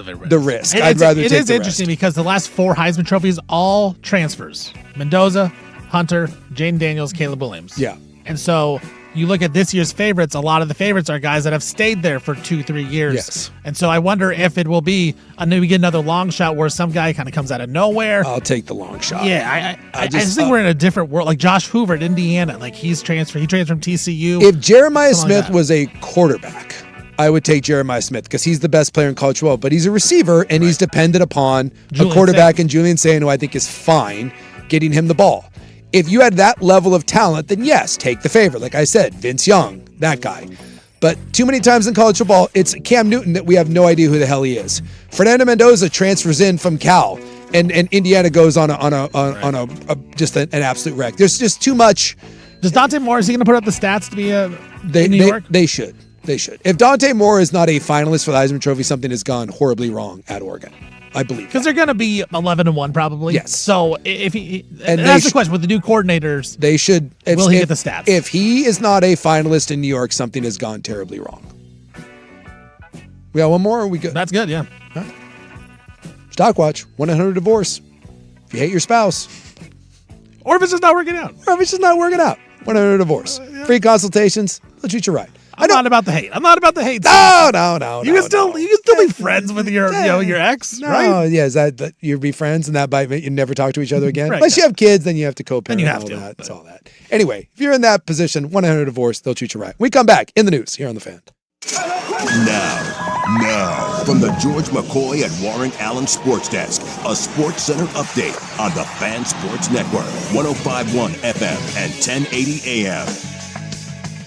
First on the Fan, the NCAA basketball season ends tonight with the championship game. Right around a little before 6 o'clock is the tip. Michigan and UConn. For Michigan, their star, Yaxel Lendenberg, he's expected to play after he suffered a low-grade MCL sprain and a small bone bruise in his knee against Arizona. But he did go through shoot-around. He is expected to play Michigan, a 6.5 to 7-point favorite over Dan Hurley and the Huskies. North Carolina, they have found their new head coach. It'll be Mike Malone. Malone does have college coaching experience, but only as an assistant coach at Oakland, Providence, and Manhattan. He's never been a head coach on the college level, but he is North Carolina's next guy. Chicago Sky and the WNBA have traded two-time All-Star Angel Reese to the Atlanta Dream for 2 first-round picks. It is Masters Week. Tournament starts on Thursday. Scottie Scheffler, he is the favorite for the 3rd straight season. New York Mets, they have placed outfielder Juan Soto on the injured list Monday with a minor calf strain, which he strained running the bases. UCLA women, they crushed South Carolina 79-51 on Sunday to win the Women's NCAA Basketball Championship. It is their first NCAA Women's Basketball Championship. And the Trailblazers, they are back in action tonight. They are tied for the 8th seed in the Western Conference with the Clippers. They're taking on the Nuggets down in Denver, with Denver a 7.5-point favorite. For more sports scores and stories in 30 minutes, I'm Stephen Fallon from the George McCoy Warren Allen Sports Desk. Hurt, missing work, insurance companies acting like jerks. Don't call your mom. Call George McCoy at warrenallen.com.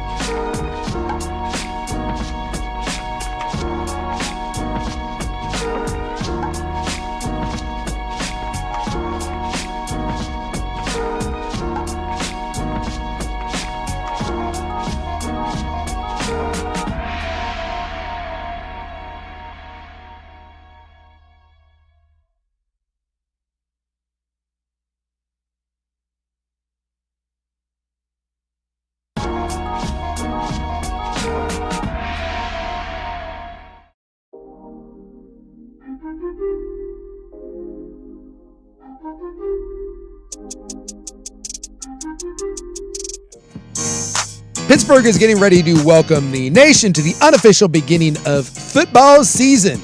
Little thing we like to call the NFL draft. And the city's kickoff celebration will begin with a unforgettable invite-only night of music. You are not invited, nor am I. But you can be. The night before it takes place Wednesday, April 22nd at the Rivers Casino Event Center featuring Jason Aldean, John Morgan, Shane Profit. I have to hit that. There's an exclamation point in that read. Profit! I don't know who that is, but I know Jason Aldean. I do not know who Shane Profit is, but I'm sure he's great. Visit odyssey.com/the night before to enter now for your chance to win this national contest. Price includes round trip airfare plus a 2-night hotel stay and 2 tickets to the show. Plus, Pittsburgh's a dope city. Maybe the Pirates are playing there, NFL draft. A lot of cool stuff. They always say the Pirates home stadium's like the coolest in the MLB. Yeah, PNC Park. Yeah, that's if I had to like top 3 stadiums that I want to visit that I haven't seen. Like I know that I'm not going to get to every ballpark, but I've seen like the big ones. Like I've been to most of the ones that are like kind of iconic, but PNC Park and Kauffman. I want to see a game in Kansas City and I want to see a game in PNC. The kind of the bridge in the background there. I've heard it. It's amazing. You been to San Francisco? San Francisco is sneaky, like, because I don't like the Giants, but that may be you take history out of it. I think that's the best ballpark in America. I've been to like Dodger Stadium, Wrigley Field, Fenway, been to Yankee Stadium, seen Citi Field. Petco's really cool down in San Diego. I've been, Safeco's a nice place. Camden Yards is amazing. I think if you take the history out of it, because history included, it's Fenway and it's Wrigley, right? They're the only 2 icons left standing. Take it out and you just say blank slate, doesn't matter. Teams, whatever, just amenities, logistics, the easy to get there. I think Oracle now, as it's not AT&T anymore, I think it's the best stadium in Major League Baseball. Sitting out there, and not a bad seat in the place, but sitting out in right field, like looking over McCovey Cove, it doesn't get any better for me than that. But I haven't been to PNC, so some people say PNC. It looks awesome. All right, what do we got? It is April 6th in the year of our Lord 2026, and it means it is time for In the News. I'm your Noted News contributor, sitting in for your Noted News man, hopefully back tomorrow from Palm Springs. Let's see what we got on the national day today. It is National Tartan Day, if you're of Scottish heritage. Stephen, you got a little. You look like you might have some Scot in you. No, not that I know of. You're just a big white guy? Yeah, I got Irish in me. Oh, well, that's the Irish it started in Scotland, but Irish have the tartan too. All right. Tartan, by the way, is just your plaid pattern. Okay. So on the kilt, like everything there, like each clan or family has their own color. If you've ever wondered that. So when you go over there, like when I went over to Scotland, my stepfather has Scottish roots, and so I had a tartan made in his family. He was a brown and a Lamont. So mine's like a blue-green, almost Seahawk color-esque. Okay. And the kilt's pretty badass. Like if you get I think mine's got like 300 pleats in it. They're pretty slick. They're a little spendy, and it's kind of silly because I wear it like once every 5 years. But you're in Scotland, you got to get one made. So it is National Tartan Day. It's also National Beers Eve, which I don't know why we have a Beers Eve, but I guess it's the day to celebrate beers. So we got that going for us. What's the difference about any day? I don't know. Aren't we celebrating all the time? And it's National Student Athlete Day. So shout out to you student athletes. I guess that's still in high school. Yeah, maybe small, really D2s, D3s. Yeah. Isn't that Ivy League, I guess? Well, I mean, look, there are some people that are still going to school, but dude, the idea that anyone playing at a major Division I program outside of the Andrew Lucks of the world, like Justin Herbert, are really grinding in class. Come on. But when has that ever been true? Has it ever been true? It's worse than ever. Okay. It's worse. You could sell me on that one, because I would say back in the 2000s, handing out McDonald's bags is not as if dudes are going to school all the time anyways. Did you see that this happened a bunch of years ago with Deadspin? Deadspin asked for TAs to submit work of Division I athletes, papers. This was 15 years ago, and which, by the way, is kind of messed up, but people were doing it. People were sending in papers from Division I athletes. Oh my God. Dude, there were people that could barely read and write. And these were college level papers that somehow passed. Carson, and that made me think of it. Carson Beck got one of his assignments, one of his papers leaked when he was at Georgia. It is sad. And working in this business, like you hear stories about athletes that are coming in to do like commercials and stuff, and they can't even like read. Like it takes them forever, and it's just. I've told the story. There was a guy that I played with. BYU actually had to go to class. Hand to God, like you went to class. I never had any professor just give me a grade. There were classes that you could take that were pretty easy, but the classes I took, believe me, I got some bad grades, and I was required to go to class, but I was sitting in with a older player, and he was copying off my test, and I had said, "Can you just let me finish my test, and I'll let you look at it." It was a quiz. It was like 20 questions or whatever, and it was like a chemistry biology class. And there was always one question at the end of every one of our quizzes that was a throwaway question. You got to replace it for extra credit. And at the end of it, it was name 2 elements. That's it. It's like I said, it was a throwaway question. So if you missed one, you got to replace it with that. And so we get done or whatever, and we go, and I get out to the hallway, and he goes, "Hey, how did we do?" And I said, I think we did okay. And I just said, please change an answer or 2, right? That way we don't have the exact same misses. And he asked me what I got on the last question. And I said oxygen or, whatever. And he was like, "Oh, crap." And I was like, "No, dude, it can be anything you want. Like, you can put whatever you want." And he looks at me and he's like, "I think I got it wrong." And I was like, "You can't. Like, any 2 elements." And I'm like, "What did you put down?" And he said, "Earth and fire." And I was like, "Ah." And he was like, "I was thinking kung fu." Right. And you're like, "You're in a college level chemistry test, my man.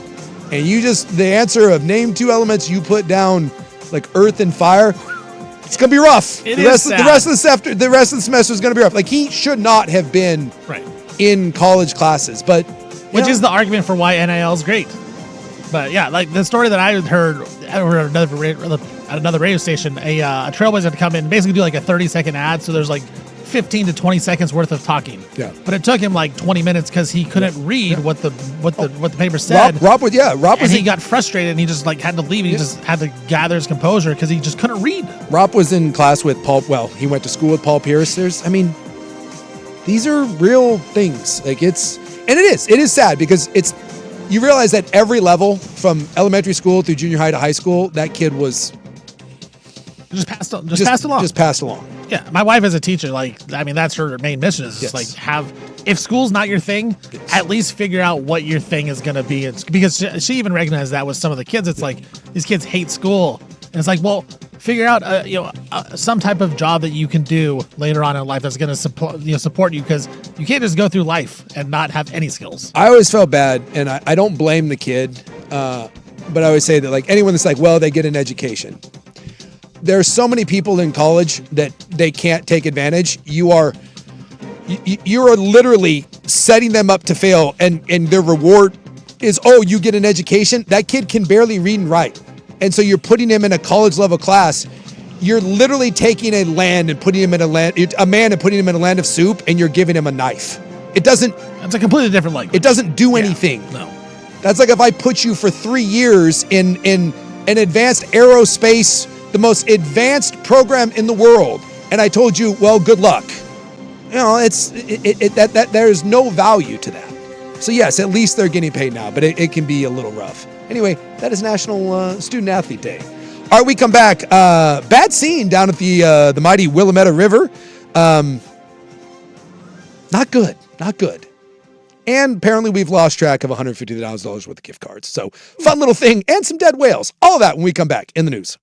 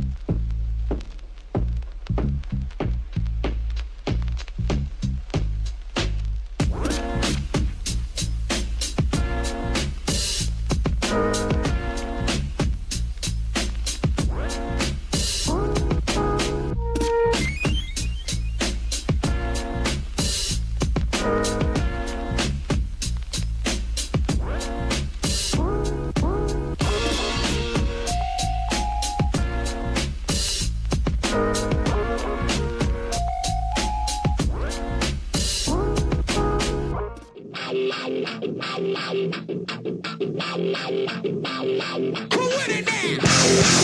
back in. Smack dab in the middle of In the News. It's gorgeous outside. I got 79 degrees right now. Welcome to the new San Diego. I got sunburn on my head bad over the weekend, man. Yeah, right? You gotta put a little, you gotta get one of those sun hats. I thought I was fine.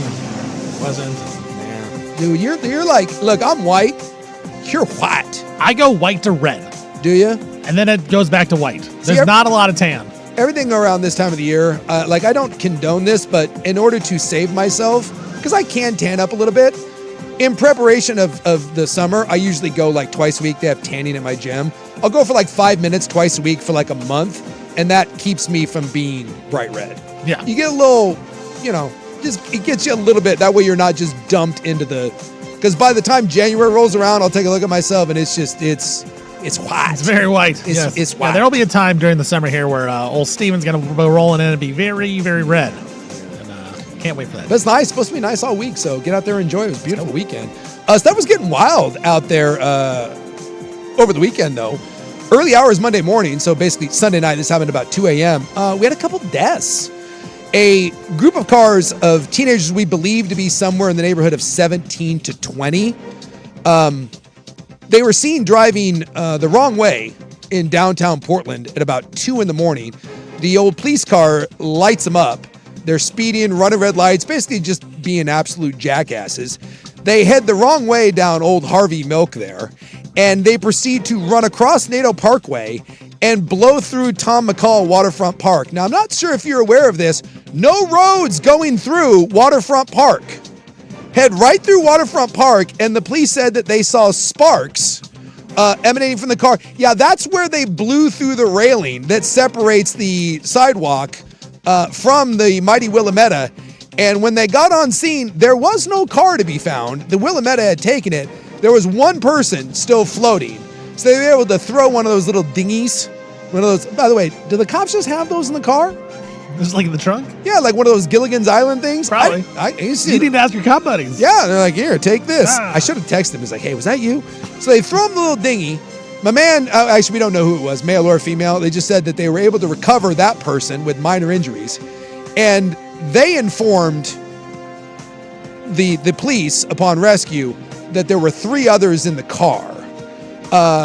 2 are dead. 1, we don't know what happened. So unless they pulled an Alcatraz and swam to the other side of the Willamette, at 2 in the morning, we've got 3 dead and 1 that we don't know. What charges? Don't know if they were the driver. Assuming that they're going to find the car, I would assume fairly soon. But that's like when I heard that it went in the water at Tom McCall, like, I was like, how is that possible? Like, there's no way. I often wonder how someone drives into the river. You're like, that's not possible. And then you read this, you're like, oh, that's possible. So was there shenanigans at place by the drivers? No one knows? No one knows. You can ask the person they rescued? Well, I'm sure that more details will come out. But right now, we don't know any names. We don't know the ages. It just said between 17 and 20. And they're still looking for the one. But, that's a recovery operation at this point. I don't think that kid is like bobbing up anytime soon. Like, hey, everybody. Yeah, I'm here for the weekend. Yeah, I was just hanging out. You are right, though. When it says car into the river, it's like, how is that even, like, how is that possible? That's not good. No. Like, I get that you didn't want to be arrested, but Yeet. 2 in the morning and running some red lights. I'm sure you would have faced some charges, but isn't it better than death? Like, I would like to know what someone was thinking when they went, like, okay, you're going to run from the cops. I get it, but the park? Like, you just decided to just be like, F it? Too much Grand Theft Auto, bro. Right? No, did you not see the river? Drive into the river, we'll get out and swim away. Was that the plan? Like, hey, let's just go into the river? Like, I got questions. Yeah, because we're the other people like say, hey, keep going on the road, pull over. No, let's go in the river. And then this weekend at Washington Square Mall, some people broke into a jewelry store, took a sledgehammer, smashed open all the jewelry cases, grabbed it, hopped in a car, fled, high-speed chase, and they actually went down I-5. They crossed over into Washington, and I guess, I didn't know this was the thing, but I guess when they crossed over into Washington, the Portland police were like, it's Washington's problem now. And as of the time of the reading, we don't know whether or not anyone in Washington caught him or not. So So that's the best strategy. Just grab and go. I didn't know that was a thing. I didn't know that if I fled to another state, then those cops are like, well, we can't. Like once you cross the border, you get out of the car, you just flip them off. That's like an old Dukes of Hazzard thing, right? Like you cross like Hazard County lines, you're like, sorry, Roscoe P. Coltrane. I assume that they would follow, but maybe because it wasn't a violent crime. Cross this line, sucker. Yeah, well, look, I'm assuming that eventually these morons get caught. But yeah, I guess they just went in with a sledgehammer, busted open a bunch of jewelry cases at Washington Square Mall, and then fled. And they made it across the I-5 bridge into Washington. And apparently you do that, it's no counties. So I told you it was an eventful weekend. No counts. Just get wild. It's getting wild out there on those streets. It's robbery, but it doesn't count. Yeah. All right. We come back. Blazers have a big one tonight. We have some Blazer news. College basketball national championship. And we got some NFL news and notes as we go into hour 3 on a Ropless edition of Primetime here on 105.1 The Fan. Presented.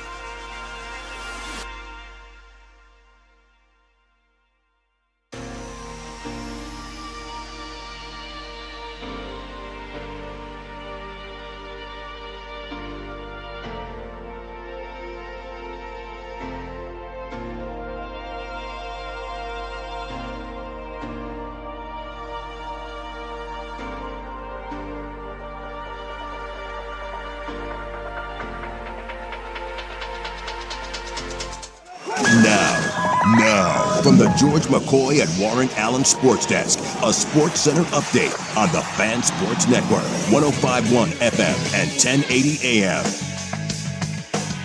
First on the Fan, NCAA men's basketball season ends tonight with the championship game, Michigan and UConn.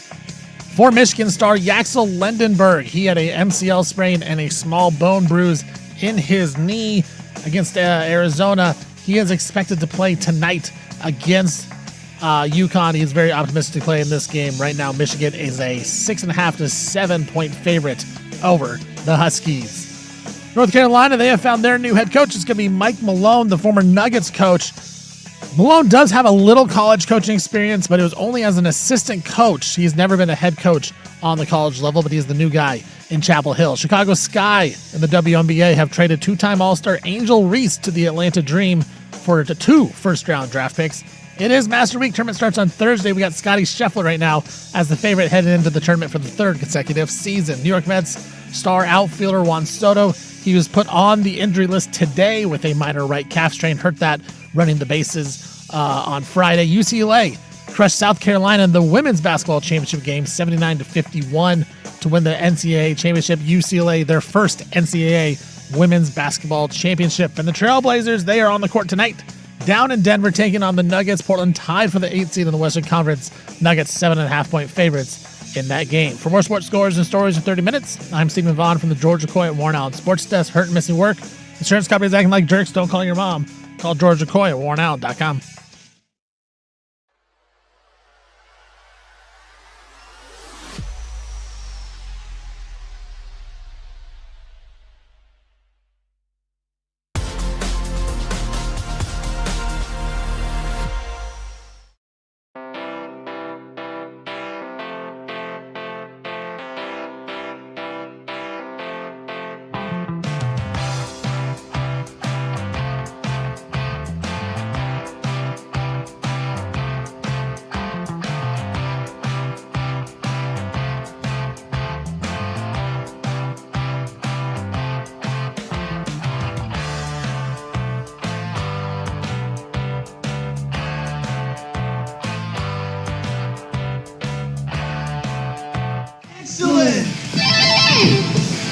Welcome in an absolutely stunning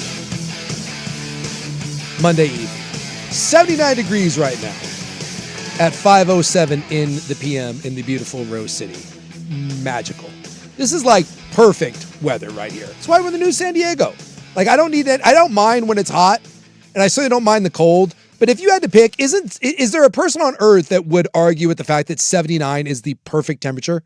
Because you're not, it's in the meaty part of the bell curve. There's some Portlanders that would, just because they're Portlanders. 79? Yeah, dude. Some people are like, oh, I love the rain. Give me rain. But those are psychopaths. So yes, if you're a normal person, yes, this is absolutely, like, people make fun of Oregon for the rain.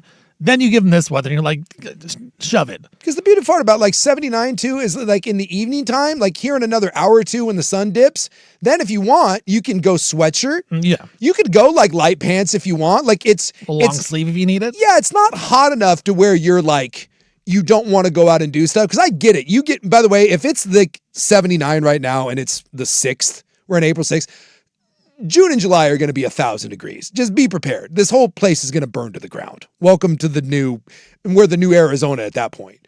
But like at 79, it's mild enough because you get into the 80s, you get into like the high 80s. Now you get the people that complain. I don't like the heat. I don't have AC. But at 79, you should be able to open your windows, air it out a little bit. Like you don't really need, like you roll down the window in your car and you're going to be fine. It's the sweet spot. Maybe if you want to say maybe 76, if you want to go down like 3 degrees. But this is the sweet, and all week it's supposed to be like this. I'm with you. Next week the rain's supposed to come back, but this whole week we're like in the 70s. I'm with you, dude. This weather like perfect. Is perfect. Like the weekend was incredible. Incredible weather this weekend. See, someone's giving me the UPS driver 79 too hot. See, you're cheating. You're a UPS guy. But that's what I'm saying. There's going to be people complaining about it no matter what. Well, they'll do the back of those UPS things. I don't know how they work during, like the Amazon guys and UPS. I don't know how they work during the summer. Have you ever seen like the back of those things? It's like 1,000 degrees in there. It's brutally hot.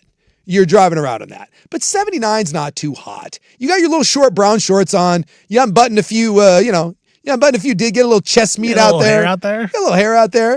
Those little sexy UPS legs. You're going to be just fine. And like the one day that like we get like this, Rob's down in Palm Springs. I know. I think it's like 100 where he's at. Sheesh. We have better weather than Palm Springs right now. We are the new San Diego. Yeah, it's loving it. Loving life right now. And a lot going on in the world of sports. So tonight we got the national title game. Dare I say there'll be some people here. Like I think this national title game is going to be great. I'm excited to watch it. I know UConn is a serious underdog, but if you're writing off UConn, you just haven't been paying attention.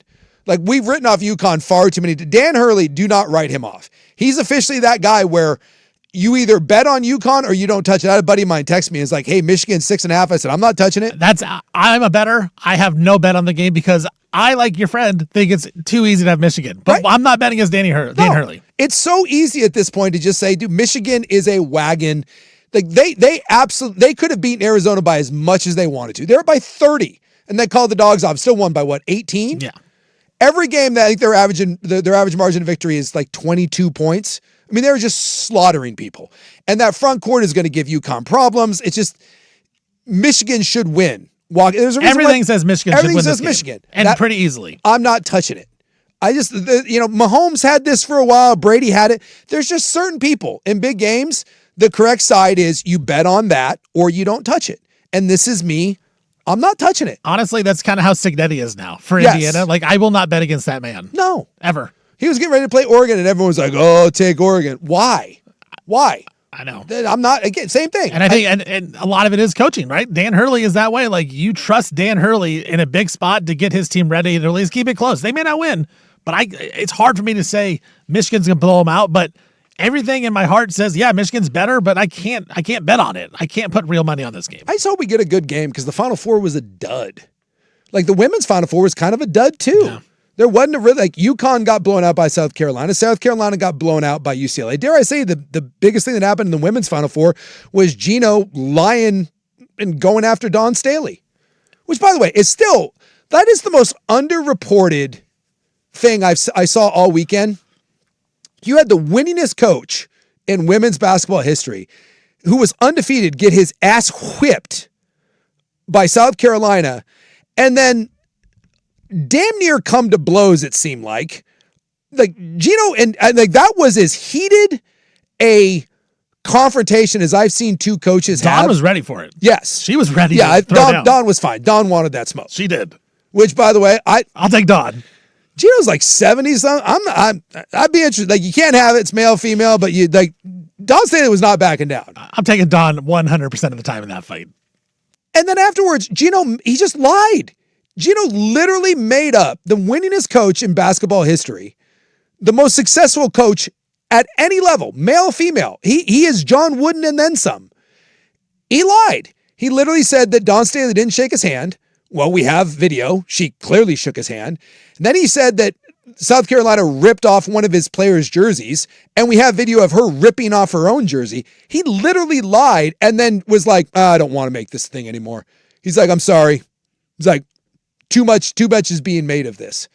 It's insanity. And then people don't talk about it. Yeah.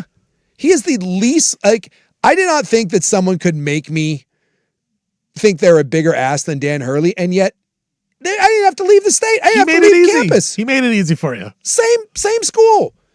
Dude, UConn has cornered the market on a-hole coaches. I don't even like Dawn Staley. I think Dawn Staley kind of sucks too. But in this case, Dawn Staley looks like a freaking hero compared to this douche canoe. I will say there was something nice to see Gino get whooped, and then I'm with you. Dawn's not the best of people either. So watch her get whipped as well. It's kind of fun. A little satisfaction. UCLA hadn't won a title before, so. Yeah. But both men's games were duds. Mm-hmm. Like even the Illinois game that I think Illinois cut it to 4 or 5 in the second half. Never felt like Illinois was in that. I mean, they just couldn't make a shot. No. You felt like it was UConn was in control of the entire game. Yeah. And it sucks because the tournament's had some really good finishes this year. Yeah. The Purdue finish with Coffin Red, and of course the Mullen shot with Duke UConn.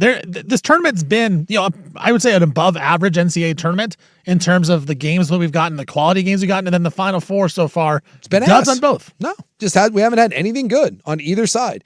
And I want to say that Michigan rolls in this, but not with that guy on the other side. And there's nothing about UConn that should give Michigan problems. There just isn't. I mean, UConn's got the big guy in the middle who's been dominant for him. Harris Reed Jr. Michigan can handle him. We got a bigger guy. He's his name is Mara. He's 7'2". Dude, that's been fantastic. It's just I just don't see a path. Like this is truly if they win. This is like Bill Belichick a couple times with those Patriot teams. You're just like, or Cignetti. Like, just don't bet against him. And Hurley's got a little bit of that. And if he finishes this off and goes 3 for 4, he's already ended the debate of who's the best coach in college basketball. If he goes 3 for 4, there's only two other coaches well, actually three coaches in basketball history, and 2 of them are old timers in Adolph Rupp and John Wooden. There'll be one coach that has played in modern basketball since they actually went to the real tournament. There's one that has more than them, and that was Coach K, who was at Duke for 30 years. I mean, he ends that debate of who's the best, and he starts climbing the ladder of where does he rank all time. And he's only been there for like 8 seasons. And the scary part is, as you said, this is not even close to his best team. No. Like his best teams were the last couple of years with Stephon Castle, Donovan Kling, all these dudes. They had more pros on that team also with the Spencer brothers. And so you look at this team and they have a couple pros. They have one guy, Mullins, the freshman. He may be a fringe lottery pick, but he's still so raw and still so young that they don't know what he's going to turn out to be. So if Hurley can get it done against a team like Michigan, who has pros as well, and a team that is old, they have a lot of 22-year-old guys in this team. I mean, what's to say that Hurley can't be Final Four threat every single season? Because this is going to be 3 and 4 years. Yeah, this is like when Saban down at Alabama, some of those Saban teams that won national titles weren't great teams. They were Greg McElroy teams. Yeah, and they won one with Joe Coker, the Florida State transfer. I mean, there's times where that Alabama team was like, my God. And there's other times you looked at it and they were like, dude, that's not his great team. And Saban would say, I'm prouder of this one. And this will be, if Dan Hurley wins this will be the crowning achievement because they are not the best team. They probably should have lost to Michigan State. They certainly should have lost to Duke. And a lot of people thought they should have lost to Illinois, and they smacked them. And here comes a Michigan team that, again, on paper is just better than UConn. They even had a struggle in the second round against UCLA, and then they kind of got a couple calls. Cronin got a T, and it just ran away from them. But that was like a two-score game late in the second half. So I'm just hoping we get a good game. And as much as I dislike Dan Hurley, there's part of me, I will always watch legacy. I don't have a dog in this fight, right? BYU isn't winning Jack S ever. I pull for Kansas because of Ropp, but they're obviously not into it. So I don't have any sort of rooting interest in this. I don't have any feelings towards Michigan, although I think the Michigan story is a cool story. We pointed out earlier, you look at Michigan and people are going to be critical that it's all transfers. This isn't stealing other teams' best players. They took a kid at UCLA that was buried on the bench that Mick Cronin didn't want to play, right? They took a backup on Illinois who wasn't one of their starters. They took a kid from University of Birmingham, Alabama, UAB. And he was a JUCO guy that nobody wanted. No one wanted. That was like literally like emailing anyone that would listen, like, please, someone give me a shot. Yeah, there's text messages of him texting coaches like, hey, can I come to this camp to show off my skills because I'm getting recruited by nobody. And then someone that was considered an absolute bust at North Carolina. They didn't even want. They were like, dude, just leave. Like, they unrecruited him because he was a bust. It's kind of like the Bo Nix thing to Oregon. Yes. They're like, yeah, when Bo Nix left, Auburn was like, cool. Good. See Great. There you go. So the fact that Dusty May has done this 2 years into his tenure at Michigan, that's a great story. And while that would be fun, I wouldn't mind that. Dave Portnoy would be insufferable. So who do I want to hear less from? Dave Portnoy winning a national title with Michigan or Dan Hurley winning another one? There is something about watching greatness. There's something about watching legacy games, about watching history made that I find intriguing. I found it I didn't like the Patriots, but I found the Patriots interesting. The Chiefs with Mahomes, not a fan, but they're interesting. Those Spurs teams were boring as hell, but I'm interested. The KD Warriors, right? That was just a juggernaut. Watching that, I was like, God, can anyone beat them? So like, I'll watch and root for greatness. And as much as I don't like Hurley, there's part of me that I in the back of my mind, I'm like, God, I kind of want to see him do this just to be like, dude, I am watching something that you just shouldn't be able to do in this day and age. You're just watching something that doesn't happen. Isn't that why you watch sports? Every time they would say, like, when you watch a baseball game, you want to watch because you'll see something you've never seen before. See a guy robbing 3 home runs in one game with the Angels. Like, you've never seen that. And this, to me, in my eyes, I didn't think that this was possible, especially in the NIL world, doing it at UConn. And yet they're on the doorsteps of doing it. Yeah, I think that's the big one in the NIL world because we've seen, UConn has a football program, but they've invested all their money pretty much into basketball. Yeah. And so they're still spending with the top teams, but they're not, they're not in the biggest of conference. They're in the Big East, a good conference, a big conference, but it's not the Big Ten. It's not the SEC. It's not the Big 12, but yet they are proving to be tougher and spending wiser than everybody else. And then you get Dane Hurley on top of it, who is obviously coaching them up. And you saw the adjustments they made in that second half against Duke. They couldn't make a shot from beyond the arc. Well, they decided to, work some things around and then get it inside. And then they made a couple shots. And then you see against Illinois, like, look, we're just going to beat you up in this game and make you shoot shots because you can't make a shot. Yeah. And so I'm with you, man. Like, Hurley, for how much of a jerk he is the best in college basketball right now at adjustments. So I do wonder, like, as long as they can keep this game close in the first half, I'm going to give the edge to UConn in the second half with the adjustments made. Now, if Michigan comes out and blitzes them as they did in Arizona, which is possible. That game was 10-2 and it was over. You could tell Arizona had all the spirit sucked out of them. You're like, dude, this game is over. If that happens again, you just tip your hat and say Michigan's the best team. But if UConn can somehow keep this game close in the first half, Jason, I think that they got a shot. Yeah. Well, again, bet against that guy. Bet against that little angry, I, for one, will not be doing that. No. His little troll ass out there. You see him, like, after they won, they beat Illinois, he's like talking to himself. How many headbutts is he giving out if he wins? Dude, he should. If he wins, he's just go win the final, but go headbutt him. But like official. Legit headbutt, not just face to face, like actually headbutt a ref. Dude, if he's doing, like, if he's that's my buddy though, it's fine. Do a bit. We're if friends. You win, dude, go headbutt him. Starts headbutting players. Just start headbutts his wife, bumping his dad. That's that Hurley family, man. That's something. Psychopath. So that game's about 5:50-ish, I think will be the tip. And then at 6:00 tonight, believe it or not, we have meaningful basketball. Not in the Rose City, it's in Colorado, but a meaningful game involving your Portland Trailblazers. We'll talk about it when we come back. 105.1 The Fan.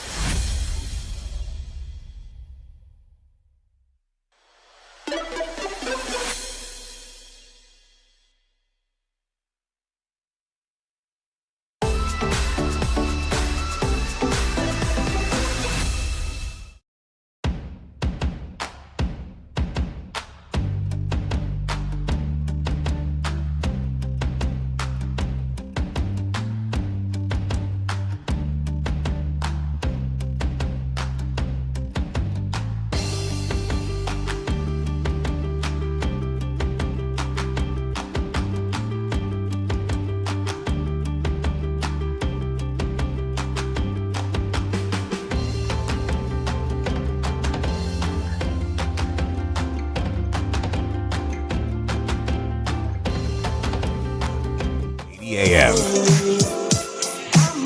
Now, someone texts in, and this is a good question. I did think about this a lot during the break. Worst family to have dinner with, the Hurleys or the Harbaughs? I'm going to go with the Hurleys, and I'll tell you why. So both dads, psychotic, like old school red-ass high school coaches, right? Like legendary.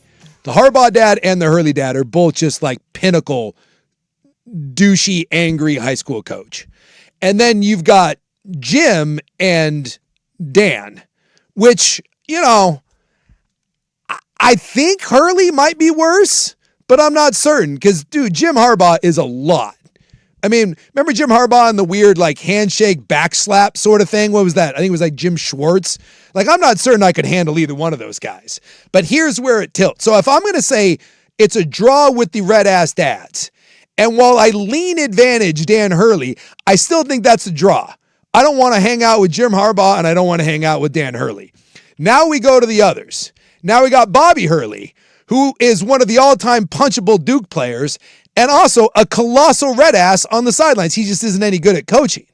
Here's the difference. I think John Harbaugh seems like a normal human being, or as normal as you can be coming from one of those families. I would argue that Bobby is worse than Dan.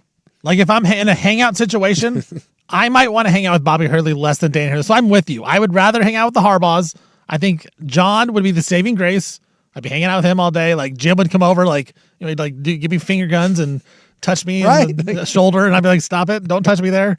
But I think Bobby would be almost worse than Dan. Because at least Dan, you could talk to him about like winning and like, you know, the secret sauce. Like success. Like, how are you so successful? Hey, Bobby, how was it with Coach K, I guess? I don't know. You played against Team USA that one time? You probably tell me how he got screwed over or something. Yeah, I think he might be the worst of those. Right. But the tilt is John, right? John Harbaugh seems normal.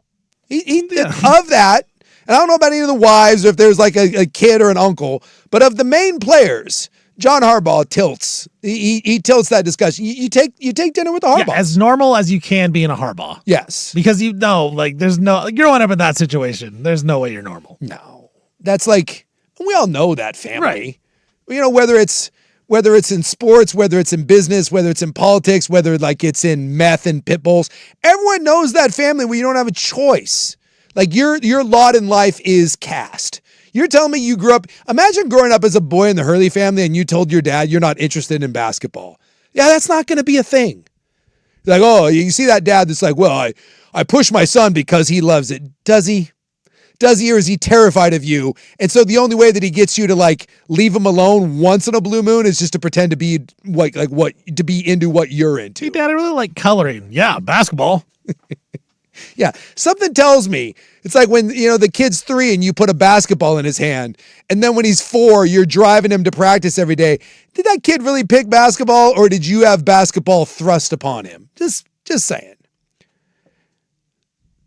That being said, tonight, outside of the college game, dare I say, biggest game of the year for the Portland Trailblazers? Yeah. I mean, the Clippers game was big, but this one, I guess they're all kind of big now. yeah, so there's 5 to play. Right. It's official, by the way. You are not going to be the 10 seed. You at this point, you're not the 10 seed and you're not going to be the 7. You're not catching Phoenix and you cannot catch and Golden State. You're ahead of Golden State. You have 4-game lead. You have the tiebreaker, 5 to play. You're in. So you are not going to be the 9, which means you are going to be the 8 or you are going to be the 9. So obviously that one coming up with the Clippers is huge. Like that will ultimately, but the fact that we have meaningful basketball being played right now, like this is, and Portland's been playing undefeated right now under new ownership, but you do have done defeated. Sorry, get it right here. But all of a sudden, you look at this schedule, and it obviously gets a lot harder when you look at the Nuggets, and I think the Spurs are mixed in there too, right? Yeah, they got a Spurs game. So you finish with Denver, San Antonio, and then you got LA and Sacramento. So Sacramento, you would think, hopefully, whatever. LA is going to be huge. You probably need to steal one, you would hope. Steal one against Denver or San Antonio. And I ask the question, which one's more likely to steal? You more likely to steal a game against Denver, or you more likely to steal a game against San Antonio? Yeah, you're right. Because you look at the Clippers, they got games against the Mavs, which they should win, and then they play the Thunder, and then they got Clippers play Mavs, Thunder, Blazers, Warriors. Yes. And they could beat the Warriors for sure because the Warriors may be resting people in that last game. Yeah, Warriors don't have anything to play for. Dallas should win. And lose then with the Thunder, and then you got the Blazers. So you may have to sneak and get a win. You're right. And I think tonight is the more likely game than the Spurs because the Nuggets just played the Spurs. You talked about that a little bit. Yeah, which was an absolute slugfest. Overtime game. I do not watch a lot of NBA games that don't involve the Portland Trail Blazers. That's just at this time of the year. It don't really need to be. Yeah, I try to consume part of every Blazer game. If I get home and the Blazer game is on, I'm going to flip over to it, and if it's meaningful, I try to watch it. Outside of that, I don't consume a lot of NBA. But when you had Wemby and you had Jokic, I think those are the two best players in the NBA. Absolute aliens. Jokic is as good as anyone that's played that position. And Wemby looks like he is going to be the future of the NBA. And not only did that game lived up to the billing and then some. And both of those guys, by the way, are very, very likable. I find Jokic and Wemby to be absolutely delightful. But you do get Denver coming off of that absolute war. Is there a chance that they go down there and steal one? Although it's altitude and, historically they've been horrible in Denver. It is not good. I don't think they have a win in Denver for was it 2018? I mean, it's got to be something like that. I saw something on Twitter where they haven't won in Denver. It's been years. So I don't know if this is the one that you kind of gauge anything against. And maybe ultimately it doesn't matter because, I mean, whether you get to the postseason and you play San Antonio, you play Oklahoma City, whatever. But I do think there's an element to you want to finish the season strong, and the fact that you are at least going to be in the play-in. Does that do anything for you that this team is going to end up with 40-plus wins? They're at least going to be in the play-in with a chance to get into the actual playoffs. With everything that's gone on, with the injuries, with the coach, with the whole FBI thing, is this considered a successful season for the Blazers? I think so. And usually, Suk, I'm not a big experience guy. A playoff experience helps you. I honestly think talent is more important than everything.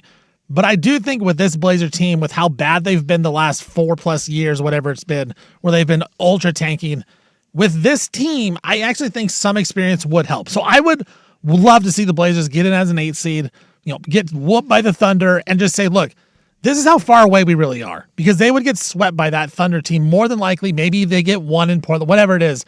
But it kind of proves to fans, it proves to the players, it proves to the front office, look, we are not that close. We're on the right track. We got some players, we got some dudes that can play, but we need a lot more guys. And I do think that this experience would actually help the Trailblazers to make the playoffs. So I'm really rooting for that. And I think it is a successful season. If you can be 500, you're above 500, with all the injuries that you've had, with a guy like Shaedon Sharpe, who you thought was going to be one of your best players, he gets hurt again, gives you really nothing. Scoot's been up and down all season. Denny turns into also, there's a lot of positives that go with some negatives that you've seen this season. So very successful season. I actually think it is important for the Blazers to get some meaningful playoff-ish basketball, whether it is the play-in or in the playoffs. I think that does actually help this team to see and kind of prove going forward, this is a guy that can play in that situation, or we can give up on a guy like Scoot. Maybe we can look to trade him in the offseason and get some, you need to see how these guys stack up against the best, because you are still roster building for the future. Well, and the one thing, I don't know what Dundon thinks about any of this. And that's the ultimate wild card. Yeah, who knows?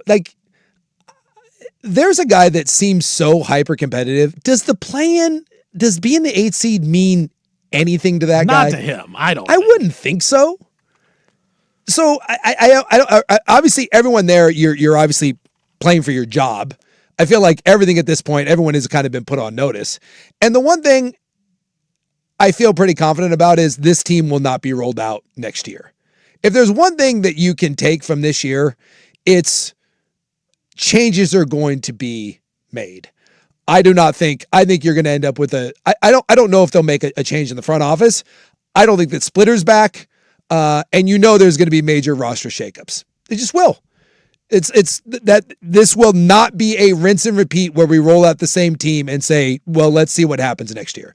That kicking the can down the road crap that Portland does every single year and that drives Rob absolutely freaky nuts, that S is gone. That is gone. Dundon is going to do a Dundon thing this offseason, and something big is going to happen. I don't know what that'll be. I don't know who leaves, who comes back, but this will not be rinse and repeat, same team rollout next year and another year of growth and development. Add Damian Lillard. Won't happen. And it shouldn't. And I think that's why I want to see how these guys react on the biggest stage in the playoffs against the best team. You're going against the Thunder or the Spurs, whatever it is. You're going against two of the best teams, at least two teams that I think there's like four teams that can win a championship in the NBA. And you're going to go up against one of them. You get a couple playoff games too. I mean, get some revenue, get some fun, the Portland fans have been through a lot. They love a little playoff game. I would think that a playoff game, whether it's in the play-in or you're going to get a couple of them if you actually, make it as the 8 seed, I would assume that the playoff environment here will be good. I tell you what, I have tickets for the play-in game. Yeah. Whatever it is, whether the 9 or 8. I'm hoping they're the 8 seed. Honestly, I hope they're the 8 seed, lose to the Suns, and then play the Warriors in that 8-10 matchup to make the playoffs. I think that would be a great atmosphere. I don't know if it'll be. I remember when they broke the playoff drought for a while and they played Houston. Yeah. Now they got their asses handed to them. That was who's the big Argentinian guy? Scola. The guy went off. But I remember being in the building for that, and for like 8 minutes before they realized that the game was over, that was really cool.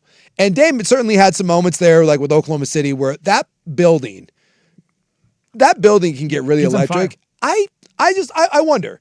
It's kind of a weird year, and I wonder if you get a play-in game or you get a playoff game down 0-2 in that series, and like if you're down 0-2 to San Antonio or Oklahoma City, and you come back to your building, is that place rocking for game 3? I think so, actually. I think Blazer fans chill out. I hope so. And especially if they win that one game 4, it's 2-1. Yeah, that place would be crazy. But I think it's important, Suk, for this team because I want to see them against the best. I want to see how these young guys react and if they get whooped and say, look, man, like, what are we doing here? Like, let's fix it. I'll tell you what, if you lay down and get alley whipped, I'm not certain that's good when the new, because at this point the new owner's just watching. Right.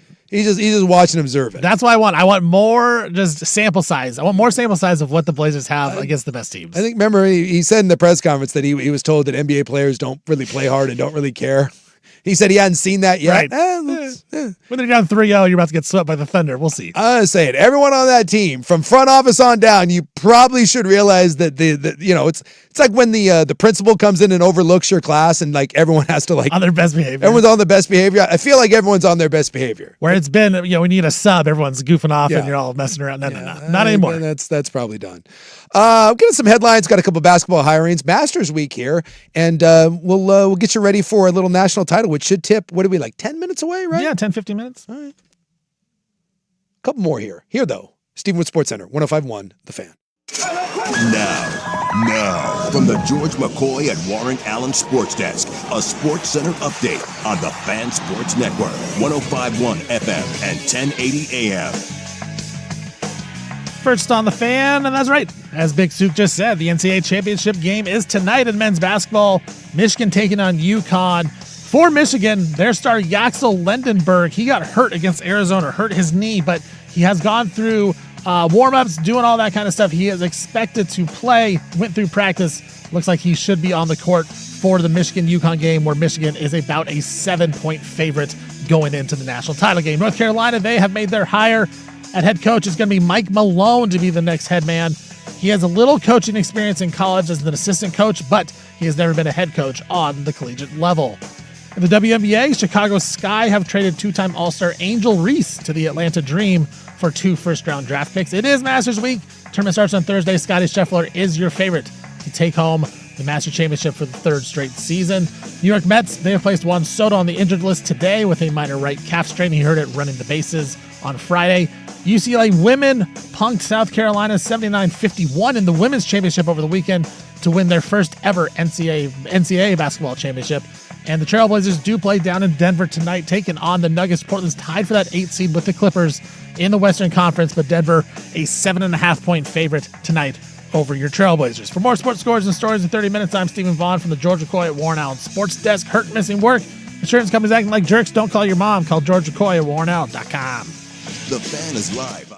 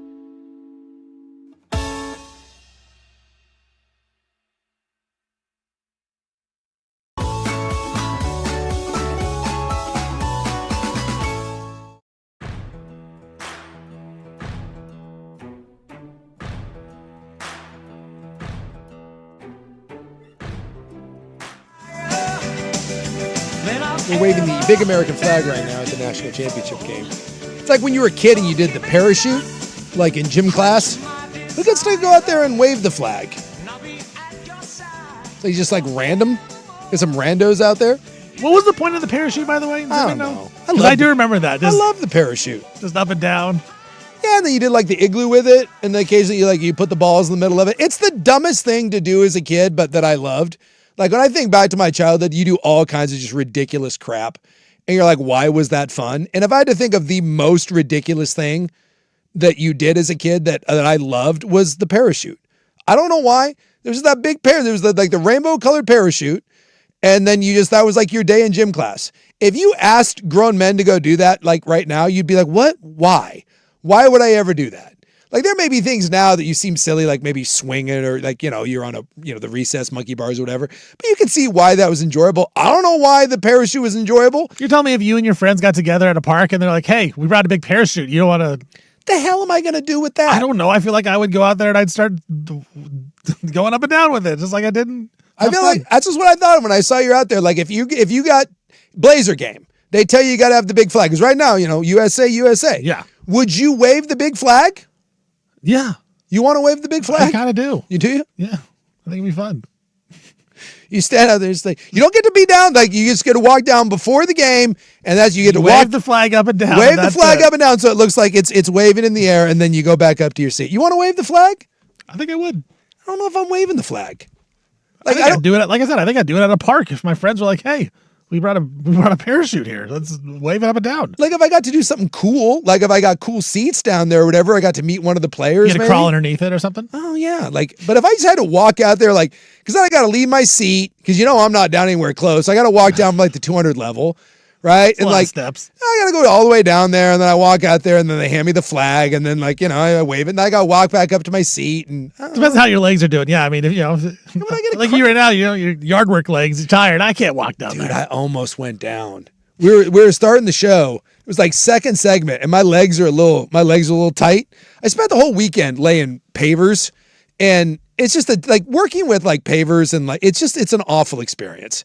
So I finished that up, and then today I kind of had a hard day, and my legs were a little tight, and we were doing a segment, and you said something, so I went to shift in my seat, and the hamstring started to go, and I was like, oh my god, what do I do? Because I'll get some cramping problems. There's a little panic. There was a little panic on your face. There was a little I was kind of trying to make eye contact with you, just dude, say something. Because I was like, dude, luckily I was able to kind of extend it and fight it off. But if that goes, I think I go down. I don't have a choice. I think I have to leave the chair. And then I'm just laying on the ground while you do a segment. And I'm yelling into the mic, just give me a minute.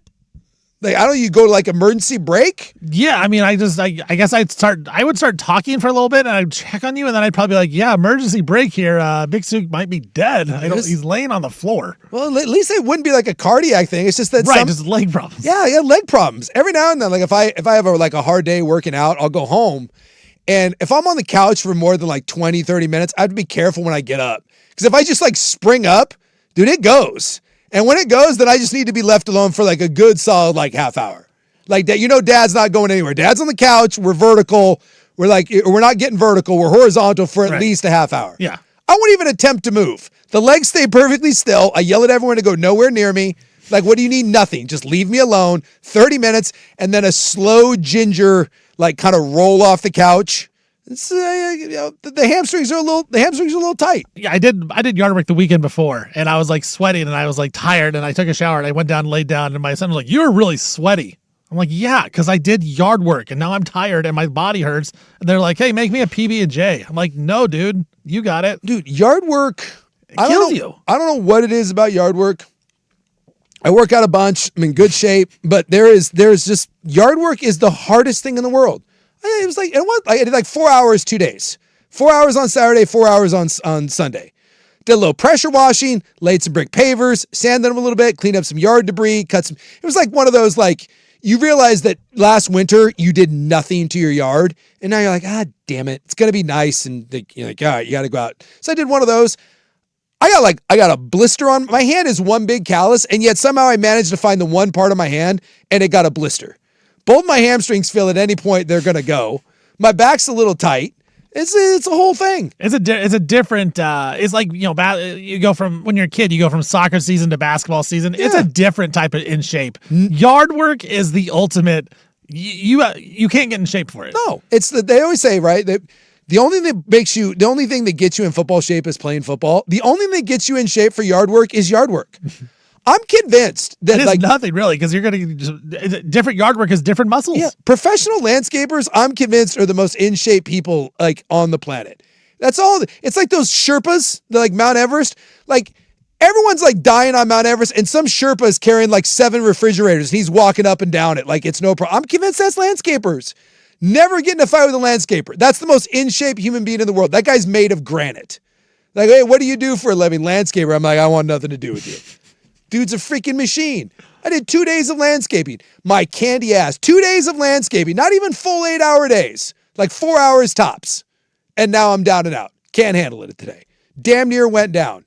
And it would have been, like, I don't get embarrassed easily. That would have been an embarrassing moment. Well, the dumb thing about yard work for me, Suk, is like, I suck at yard work too. So not only am I just like sweating and tired. Suck at yard work? I suck at it. What do you mean you suck at it? How do you grow things? How do you make it green? What? It's supposed to be green? What?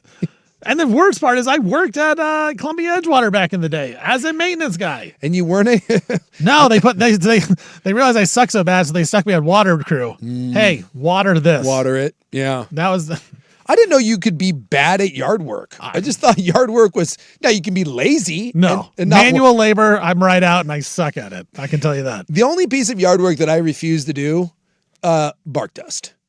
Someone will pay to because now that the pavers are finished laid, I wash the old ones, everything's good. So clean up, like the last thing is bark dust. I will pay someone to come and wheel bark dust. I draw the line. I will not, I'm convinced, like if your version of hell, right? Whatever you think, like Dante, like the seventh circle of hell, it's the old Bill and Ted, like your version of hell is whatever you imagine it, right? It's not lakes of fire, oil. It's whatever you think is an eternity of damnation. Mine would be a never ending Johnny Cash Ghost Riders in the Sky, but instead of chasing the devil's herd, it's just the devil's bark dust. It's just me spreading, just laying bark dust down on fire, devil bark dust, slivers in my, that would be it. I won't do it. Yeah, because the aroma gets up in you. Yeah. You can see the little, I guess the dust that comes up. Yeah, you're kind of like raking yours in your back and your legs are all sore. I'm with you, dude. No, I'm not into it, bro. No. Went and had a drink with a buddy of mine, and he was like, "Are you okay?" I was like, "Yeah, yard work." What? And someone looks at me and goes, "There's people that will do that for you, right?" And I'm like, "Yeah, he's called me, you rich a-hole." Right. Just taunting me. Landscaping's expensive. It is. Yeah. I have a small yard, but I kind of stopped paying attention to it. And then the kids threw things on the grass and it killed the grass. So I'm trying to regrow some grass. Yeah. And it is a process. It's hard. And I'm telling you, I don't know how to grow things. I don't know how to make it green. I'm trying my best. Coach Vaughn's yelling at me like, "Hey, can we get the backyard in okay shape so I can lay out back there and have fun?" And I'm like, I'm trying my hardest right now. I stink at this. Give me a break. Someone's saying, "Suk, yard work or digging a hole to bury a body, which is harder?" Digging a hole. The BTJ wants a cherry tree in the backyard. Yeah, because she doesn't have to dig the hole. If you've ever dug a hole to bury something, first off, don't. Like, I've never buried a body. I've buried some dogs. You think that like digging a hole to bury a dog is BS. Anytime you see that horse crap in the movies where someone takes a shovel and they bury a body or a horse, you see that where like BS. Digging a hole to bury something is 1,000 times harder than you'll ever imagine. You need a machine for it. Yes. I refuse to bury. That's another one. I won't do bark dust and I'm not burying anything. When something dies in my backyard, I hate to say it, it either gets thrown over the neighbor's fence or it goes in a plastic sack and it goes in the, I ain't burying S. I had a girlfriend once, like we had a bunny that got killed in my backyard. It happens. Like my backyard, things happen. And she was like, "Well, we have to bury it." I said, "You can bury it. I ain't burying crap." She's like, "You serious?" I'm like, "There's a shovel. You dig." I'm not digging. It was a big fat rabbit. Because if you don't bury something deep enough, something else digs it up. And if you do bury it deep enough, it sucks. I made a mistake years ago. And my first dog that ever tried to bury, we had a French Mastiff that died. And I was like, I lived on property. I was all emotional. I was like, I'm going to give this a proper burial. And I was like, I'll put like a nice headstone on there. Dude, 2 hours into digging that hole, I was like, whatever. Like, I'm taking this dog to get cremated. I looked down and the hole's barely big enough for her to fit in. And I'm like, I'm nowhere near finishing this thing. Digging holes sucks. Reminder to never move in next door to Souk, or else you're getting dead animals in your yard. No, look. It happens. I like what are they gonna do? Challenge you? Hey, both my neighbors are well documented. You know what? And I would also like to point out the trees in which the animals live that die. They're on their property. So both my neighbors have these two giant, actually multiple, like 60, 80 foot evergreens, and the animals live in those trees. And they're not on my property. The branches hang over into my property, and so when animals die from those, to be fair, it comes from there. Their home is in that lady's yard. This is your dead animal there, ma'am. Yeah. The hawk that lives that kills everything, that's slaughtered, like there is a murderous raptor that lives and it just slaughters crap in my yard. Bunnies, squirrels, rabbits, do that thing. And when it's done with it, it just like takes it up to the tree. And when it's done with the carcass, it just drops it and it falls on top of my shed or in my wood pile. That's why it's the murder shed. And he just looks at you. I don't think I'm responsible for that. That's your tree. That's your bird. I think that's your dead rabbit. And if I don't, if it needs to be disposed of, that's a garbage can. I'm not burying that thing. I don't disagree. No, I take a hardline stance. No bark dust. No holes. No holes. Other than that, we're good. That is hell. Yeah, I'll do the other stuff. I'll mow. I'll fertilize, pavers, all that stuff. Pressure wash. I got you. But if you're asking to fix a fence, I'm your guy. But you're asking me to dig a hole or spread bark dust, kiss my ass. We're not doing it. All right, club's coming up next. I think we have one more segment. Look, the club's already started anyways. So is the national title game. Michigan's up. Oh, now it's 2-2. Whew. Look at this vicious cockfight. I was going to say, Michigan up 2-0. Game over. It's over. I do think the first 10 minutes of this game are going to be very, very telling. We'll keep an eye on it for you. One more segment before we move into the club. 105.1 The Fan.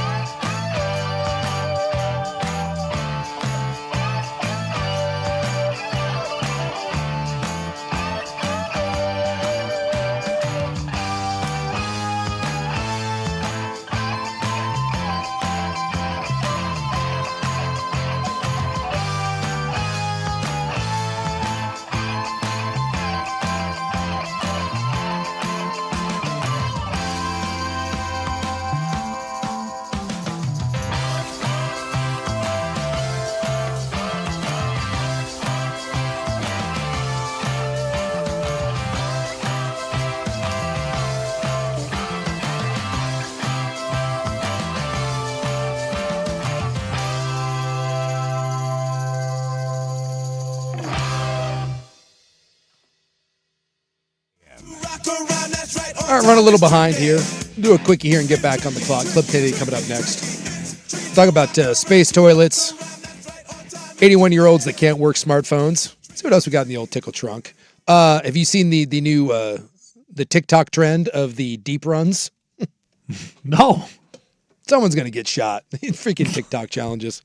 So some of those trends are so stupid, man. Boy, it's a whole thing.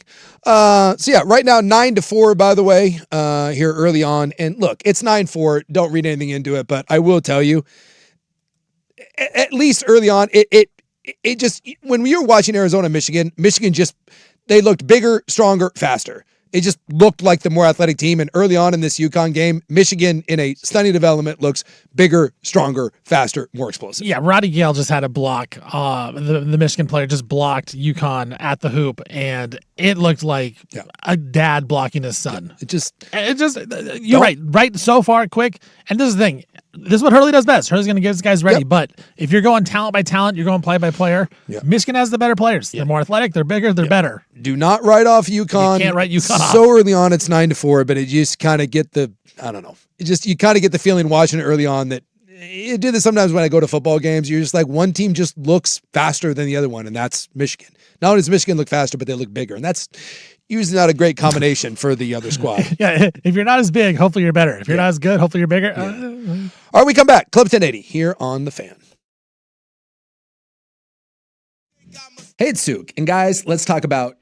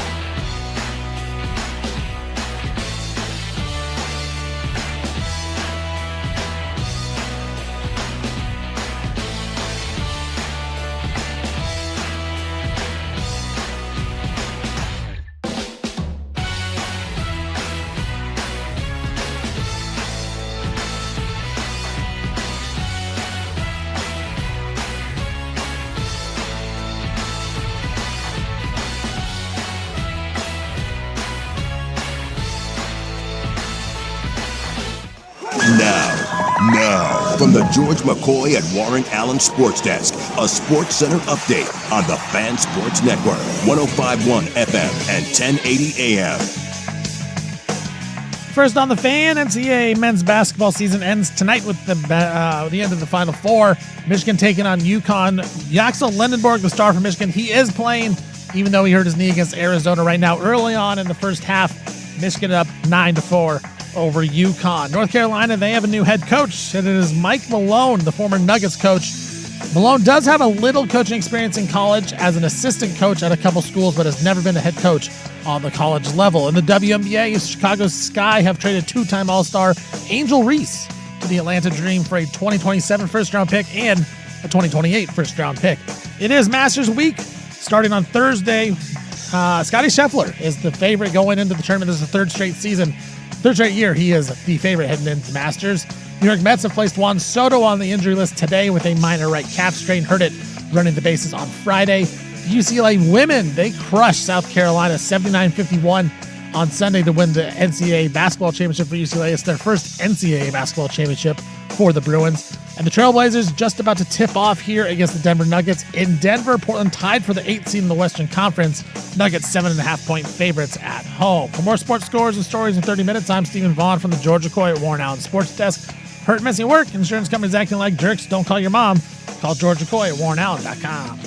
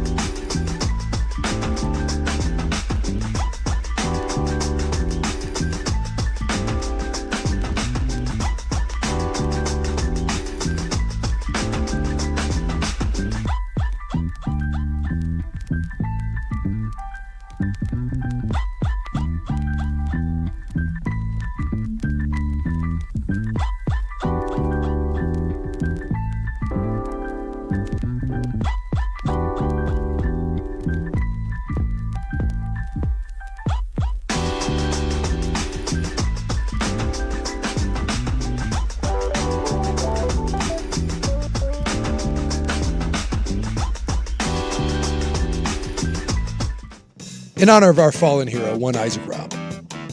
She'll be back tomorrow. He might be, I think he's coming back today. He might already be back, but it's one of those kind of travel days. I think that happened to Dirt, too. I think Dirt technically was back last night from Hawaii, but they have to wake up at like the butt crack of dawn. Like, there's nothing worse than coming off of vacation. Jet lag is always worse, by the way, coming back from vacation. Like, when you travel someplace, even if it's a long trip, you usually rally because there's excitement, but coming home, especially if you've been on a vacation for a few days, you always need a day or two to recover from your vacation. That's why when you get sick coming off a vacation or you feel like hell. So it's nice if you can build in and not many people can, but if you can build in the extra day, like the hangover day after vacation, it's a smart move because going back the same day and then working sucks. Brutal, especially if you have to get in early. Like if you're flying and you fly back and you get back at 7-8 o'clock a.m. and then you got to go into work. That's hard to do. Yeah. I've had to do it a few times. It is, like you said, it's tough. Yeah, I went to Reno with some buddies. We went to Reno, Tahoe, and played golf. And we had a bit of a kerfuffle. We ran out of people. So Dusty was like, "Hey, is there any chance you can work that day?" I was getting home on a Friday. And he goes, "Hey, is there any way you can do the show on Friday?" I was like, "Yeah." It's like, what's the big deal? It's like, yeah, it's me and Buck. My last night in Reno got a little sideways, and I didn't go to bed because my flight left at 8:30, 9 in the morning.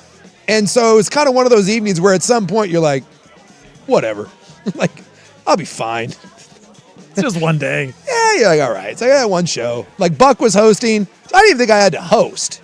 Or no, I may have had to. And so I just was like, yeah, because I think that's what it was, is there was no one. So it was Buck, and they're like, so it was like, what we're doing now. And so I was like, I'll be fine. Needless to say, I walked in, and it wasn't my best. It wasn't the best that I've ever been. And after the first segment, I turned to Buck. I said, "Hey man, I just need you to keep an eye." I was like, "Is this like if this goes sideways? I need you to let me know." And like, I'm gonna pull the cord.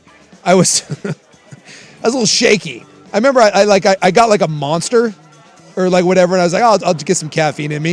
And I remember that first segment going to take a sip, and like the hand was shaking a little bit. That's never good. I was like, oh boy. I was like, it's Buck's like, you okay? I'm like, I don't think so. We have been in that spot where it's like you have to decide if you're going to keep hanging out, keep doing stuff, or you're ready to go back. But oh, it's the most dangerous thing anyone has ever said in the history of hanging out is, well, I'm only going to get a couple hours of sleep anyways. Right. So you might What's as the well. difference between 6 and 4 Yeah. or 6 and 3? Who Yeah, cares? you look down, you're like, well, because you everyone does the math. Like at some point, you're like, okay, well, the worst part is I got a hotel room. I didn't even need it because we were staying in Tahoe. We went back to Reno, and I just got a room at like, some of those Reno like casinos. Dude, you can get a room for like $9. It was like in the circus. I was like, whatever, we'll go out, have a few drinks, whatever, and then I'll just go crash. And I think I had to be at the airport by like 8:30. So I was like, it's like whatever. So I got the cheapest room I could. I never even ended up seeing the room. I just like went back to the room went back to the room, grabbed my bag, and left.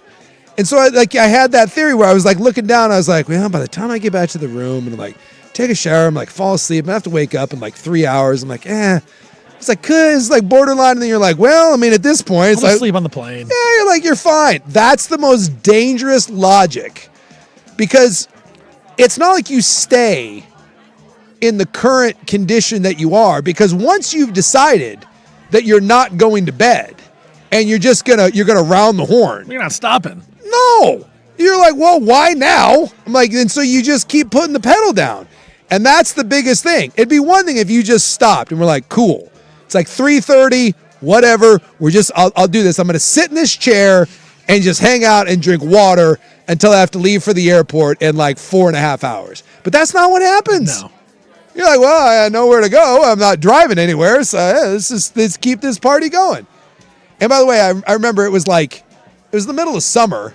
It was like 88 degrees outside, and I was wearing like a sweater. I was wearing a sweatshirt, and Dusty was like, are you okay? I had sunglasses on and a sweater. I was like, I'm all right. It's like a little rough. Yeah. And to be fair, you're the one that asked me to come back. I wasn't supposed to do the show today. That's on you, man. You asked me back in. It's on you, Dusty. You knew where I was coming from. You knew what you were getting. It's on you. Yeah, you know me. You worked with me. You know what you're gonna get. When you ask me to do this is what you can't expect anything different. Get me coming back from Reno. What else am I doing in Reno? The all-timer was we used to like Thanksgiving. The day after Thanksgiving. Sometimes they had like the Civil War. Yeah, that Friday. Yeah, that Friday. So we had to do a special. We were doing like a run-up to carry the Civil War. And so he was like, you guys have to come back. I think we had to do like a 2-hour show. I think we had to do like, it was like 1 to 3 or noon to 2, something like that. And we were all coming from out of town. Dusty was coming from like Eugene. Rop was coming from, I think he was coming up at like Mount Hood, and I was coming from Skimania Lodge where we had spent Thanksgiving. The three of us converging the day after Thanksgiving, oh my God.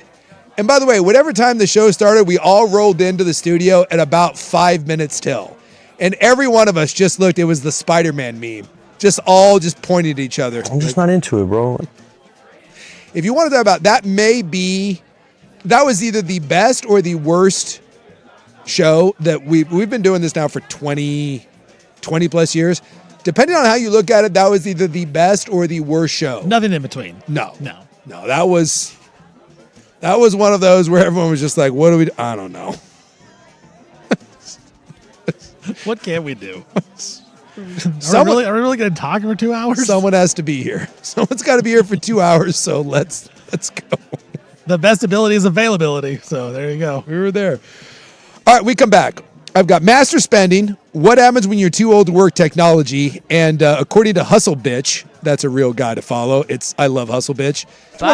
He's one of the best follows on Twitter. There's a new TikTok trend called deep runs. And this is going to end well. Club rolls on when we come back. 105.1 The Fan.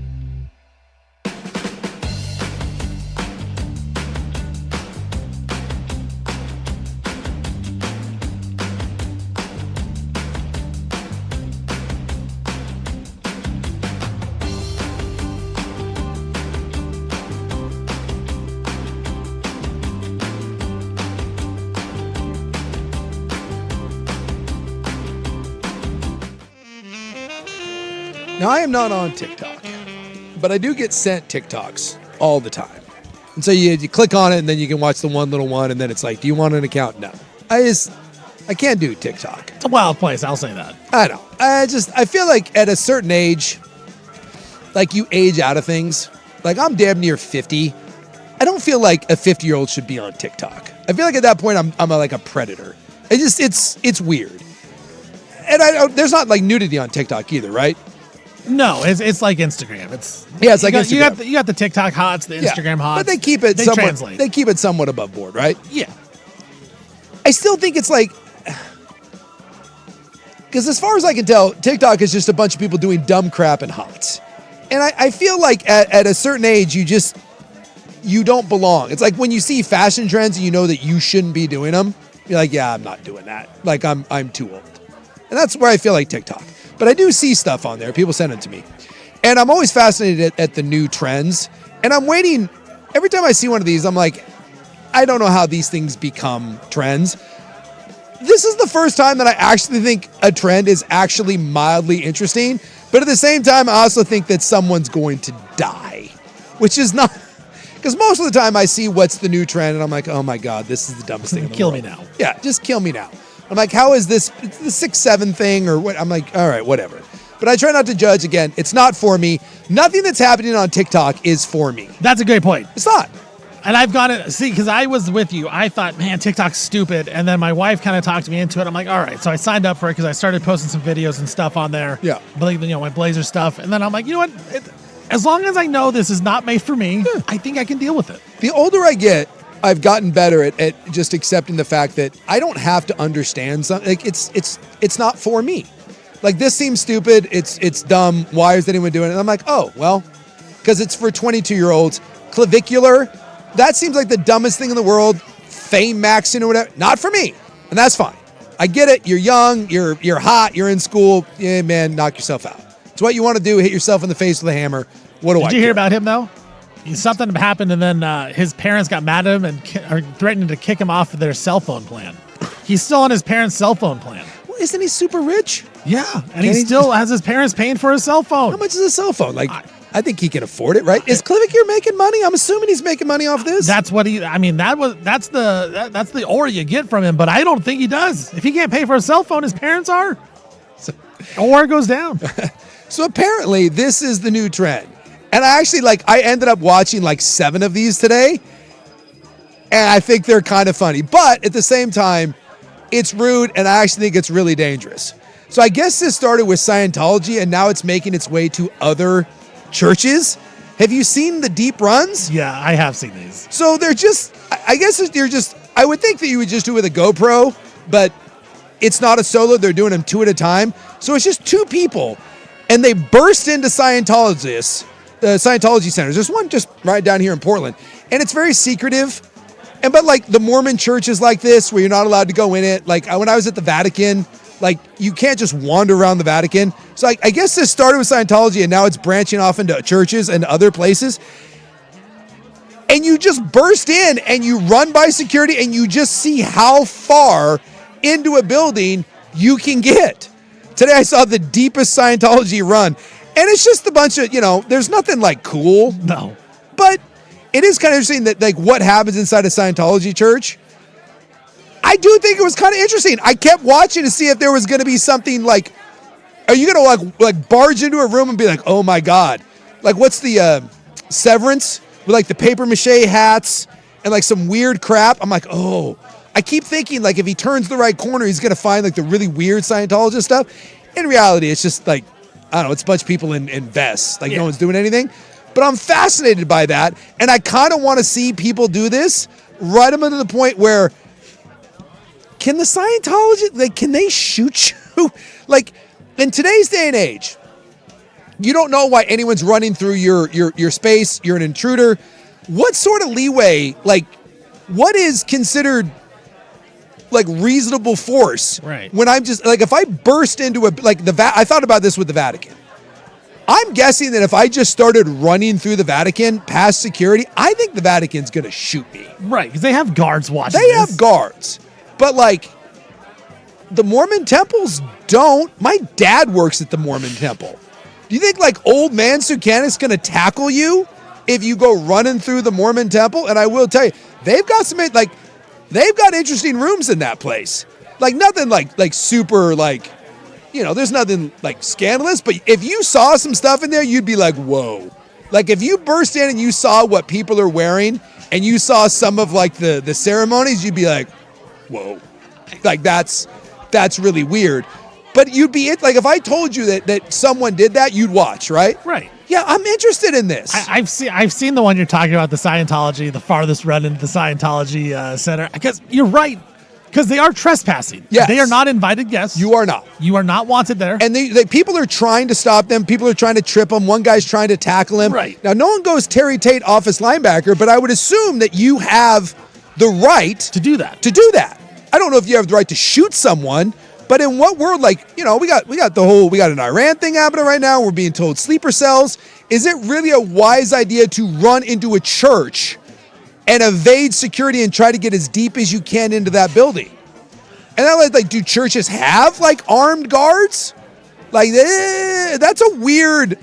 If my son was doing that, I would be terrified. Be careful of your I'd be son. like, dude, you are barking up the wrong tree. Because people are doing that with Epstein Island too. Are they? Yeah. They're doing the deep. They're they're not running into it, but they're trying to see how close they can get to the island. Trying to, just get get views or whatever. It's just like, dude, you are. I wouldn't do that in Texas. No. Like if you're inside, if you're doing this at a church in Texas, I think you're getting shot. Right.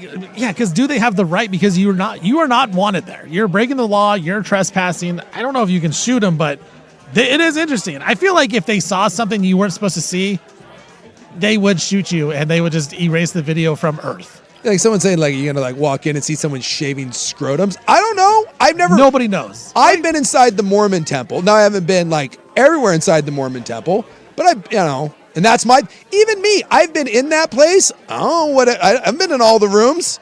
I've only been in the rooms that someone let me in. I can't believe they let me in, but they did. And I'm telling you, there's some weird stuff. I want to know what's going on. Like the Scientology one. That's up at the top too of places you would want to see. Yeah. Well, I thought about that when I was at the Vatican. Because we got the private tour of the Vatican, right. And we saw some stuff that wasn't on display, which was cool. I want to see the basement. There's rumor they've got Ark of the Covenant type stuff and Jesus bot. I want to see what the Book of Shadows type stuff. What was the Tom Hanks movie, The Da Vinci Code? Yeah. I want to that. I don't think I'm pretty sure they'll kill you. I don't think you can go on a run in the Vatican. You're dead before you see that stuff. But Scientology, I don't know. Scientology, I don't know a lot about it other than it's it's out there a little bit. Go Tom Cruise. That's the first time that I actually went and sought out other TikToks. When I saw this deep run thing, I was like, now I want to see where else they're deep running. If you told me you were deep running Epstein, I would watch that. I'm fascinated with the behind the scenes stuff. It's the first ever TikTok trend that I'm interested in. Right up to the point where some poor 19-year-old kid gets shot. Yeah, because it's the religion stuff, it's the politics stuff, the political things that you would see. I would be interested to see if you could deep run into the White House somehow, get to a basement or something. Yeah, it ain't gonna go well. No, you're dead. But I would love to see that. That's the thing is, it's got to be those interesting places. It's not hey, I ran to the Moda Center. Cool, you saw nothing.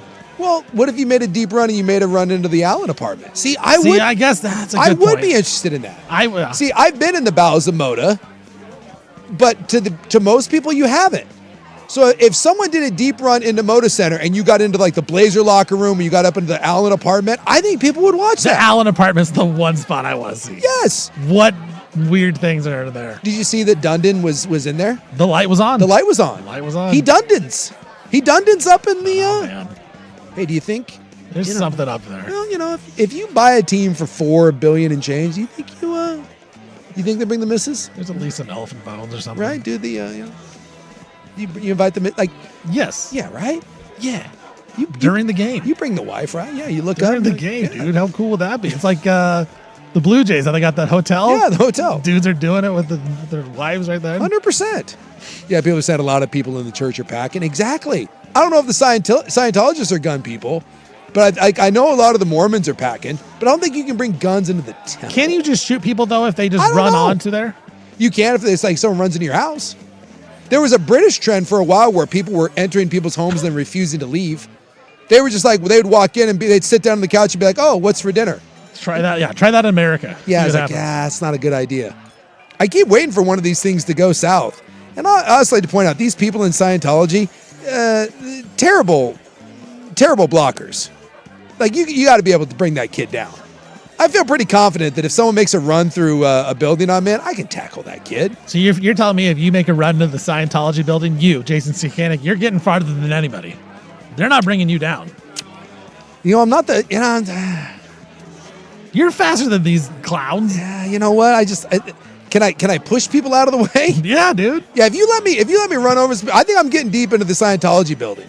But then I'm always afraid, like, I'm going to end up on one of those, like, chakra machines or whatever, and next thing you know, I'm a Scientologist. What if I get to, like, the top level and I'm like, whoa. And now I become one. You walk into some room, you're like, wow, I like what they're doing here. I'm a Scientologist now. I'm just always interested in places that you don't get to see. And I would be, if you told me that I could get a tour of whatever, I will always take the tour. If someone said, I get to go walk through the entire Scientology, but like if the apocalypse happened, like old Zombieland thing, I would 100% just be, I'd be on some wanderabouts. Yeah. That'd be the first thing I do. I would just start going to every building and just start walking around. I'm like MTV Cribs or I'm fascinated by that stuff. The history that you would find is insane. Yeah. If they just let you willy-nilly through there. Yeah. Dude, it's just any house. If I want like open houses, I love going into open houses. Just knowing I'm wandering. If I'm in my neighborhood and I see an open house, I always swing by. And they're always because they know I'm not buying, but they're not saying anything. That's the first thing I do. They're like, hey, can I show you something? No, I'm fine. No. Yeah, I just like to walk around. I'm intrigued. So for the first time, go TikTok and go with the deep runs, but just be careful. Be careful. Yeah, because I'm with you. There's that has potential to be very bad. Yeah, something bad's gonna happen. Go in the wrong house, wrong building, you are dead. Yeah, I could see us here like in another week or two being like, hey, remember that deep run challenge? 5 people died from the deep run. It's not so good. Okay, how much would you spend at the Masters, and what happens when you're too old to work technology? That when we come back. Here, though, Stephen with SportsCenter. Now, from the George McCoy and Warren Allen Sports Desk, a Sports Center update on the Fan Sports Network, 105.1 FM and 1080 AM. This update brought to you by Mountaintop Metal Roofing. No maintenance, energy efficient, fire resistant, and a lifetime warranty. Do it once, do it right. Visit mountaintopmetalroofing.com. First on the Fan, men's basketball in the NCAA ends tonight with the championship game. Michigan and UConn right now. About 4.5 minutes left in the first half. We got a tie ball game. Michigan 23, UConn 23. Yaxel Lindenberg is playing for Michigan, and according to Tracy Wolfson, he is not limited in any capacity, so could be a good one going down to the wire. North Carolina, they have made their hire. Head coach is going to be Mike Malone, the former Nuggets coach. He has a little coaching experience as an assistant coach in the college game, but has never been a head coach on the college level. In the WNBA, Chicago Sky have traded 2-time All-Star Angel Reese to the Atlanta Dream for 2 first-round draft picks. It is Masters Week. Tournament starts on Thursday. Scottie Scheffler is your favorite for the 3rd straight season.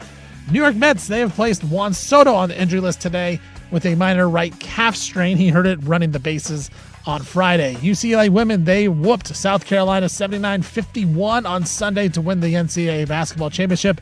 It's the first NCAA championship for the UCLA Bruins. And the Trailblazers taking on the Denver Nuggets right now down in Denver. Going into the game, the Nuggets were 7.5-point favorites as the Blazers are tied for the 8th spot in the Western Conference. Right now, live scoreboard, we got the Trailblazers up 30-25 late in the first quarter. For more sports scores and stories in 30 minutes, I'm Stephen Vaughn from the Georgia Coy at Warren Allen Sports Desk. Hurt, missing work, insurance companies acting like jerks. Don't call your mom. Call Georgia Coy at warrenallen.com.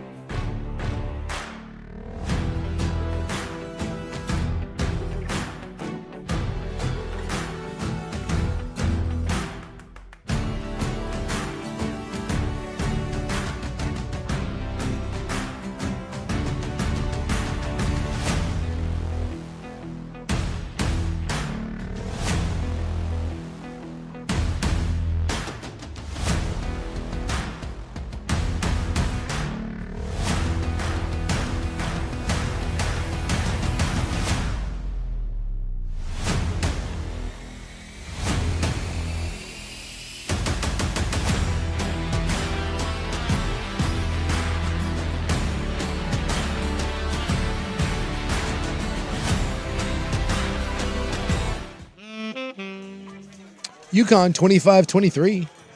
3 minutes to go in the first. Nice low-scoring affair. I think that's the game you want to play if you're UConn. They've really slowed it down, and they've out-physicaled Michigan, which is shocking. Yeah, Michigan 0 for 7, by the way, from the three-point line. It's almost like a classic Big East game back in the day, Yeah. like old-school Big East where we're going to fight every play. UConn's kind of bullying them right now. Well, I was talking to some, or not talk. I wasn't talking to. I was listening to some of the experts. I did not call up Jay Billis and be like, "Hey, Jay Billis."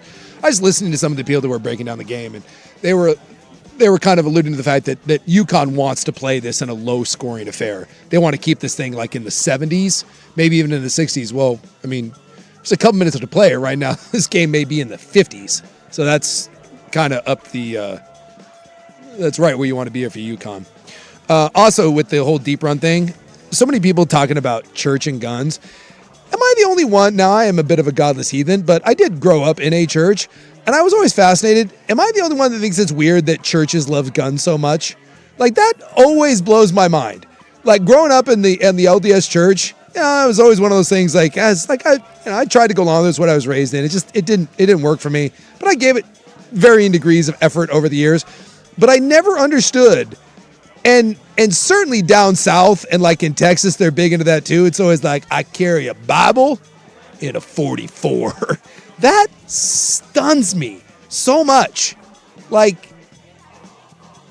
that really wasn't a big part of Jesus. Yeah, you're supposed to care for each other, right?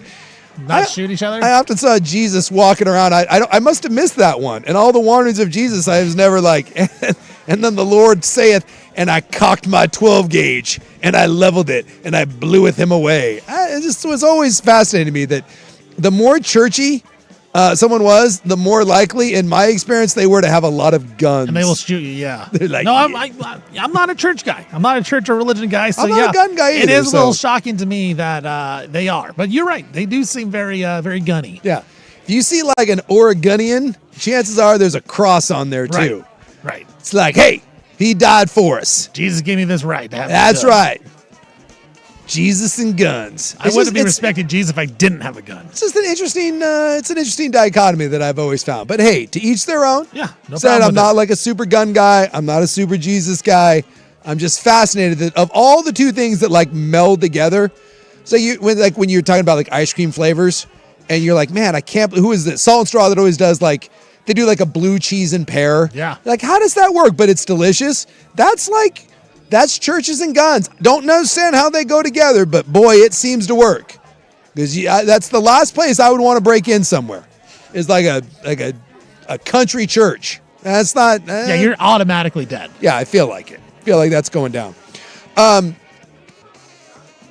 As I get older, I often find myself at the wrong end of technology.